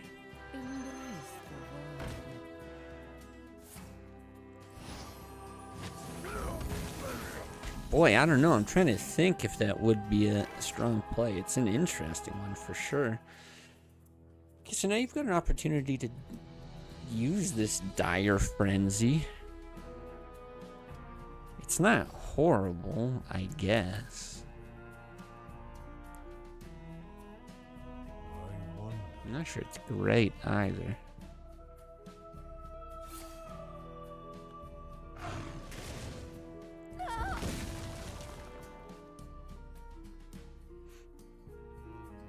I think it's the play. I think it's slightly better than the bow, just because you've used both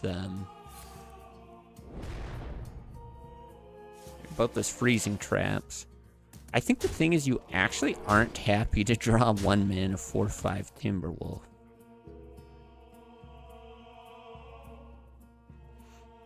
Here, Stranglethorn's quite good. You've got Restore 5 health there. It's 9 mana. So you're 2 damage off of lethal next turn, right? Because you can Aconite and then suddenly shoot with that.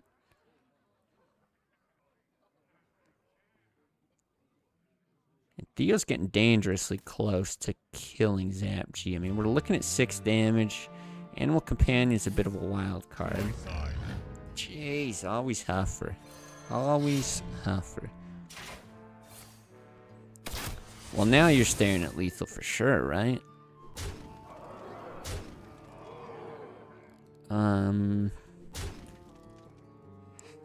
This tram heist. I'm like, is there any way that saves you? I don't think so. You can roll your own Huffer, but it doesn't do anything. No, I think this is it. I think this is it. You can do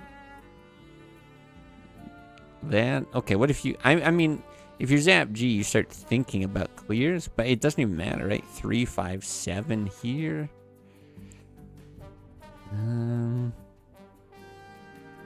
Let's see if you roll.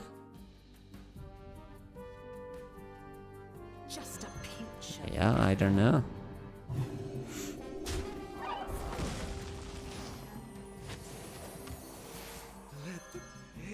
Yeah, too bad we know Leroy in hand. Something tells me Theo's gonna spot this lethal. And that's gonna be it. Theo's gonna end up taking it. Rigged tournament, of course. Theo being the organizer, you know, gotta call him out for the big rigs. Zap G, very, very close there. Like, I still very impressed with the 3-0. I'm assuming it doesn't turn into like some best of 7 in the finals. That's all I'm waiting for there. Yeah, 3-0'd Freaks. Was very surprised by that. I thought there were a couple mistakes there for sure by Zap G there in the finals, but it actually had a pretty strong showing overall. It certainly made those games exciting. Really like seeing the Druid deck. Cool deck construction there. And yeah, other than that, I mean, that was a pretty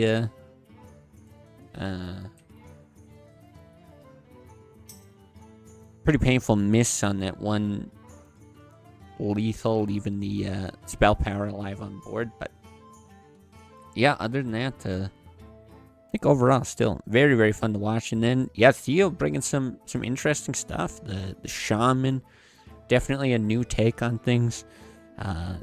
You know, you can see the whatever side of the fence you're on when it comes to the mind control tech. Yeah, very, very strong card. Had a good showing today. Yeah, and then a lot of stuff that was, you know, we've seen in Classic Plus. It's been so control heavy. And today, actually getting to see stuff on the lower cost side. Like, I don't know exactly what you consider that, like, burn shaman kind of deck. Because it's got a low curve, but the games do tend to go a little bit longer. And then, yeah, Mill Druid and getting to see some of these other more aggressive low curve decks. It's just very, very interesting. So yeah, big congrats to Theo. Appreciate Theo putting all this together, organizing it.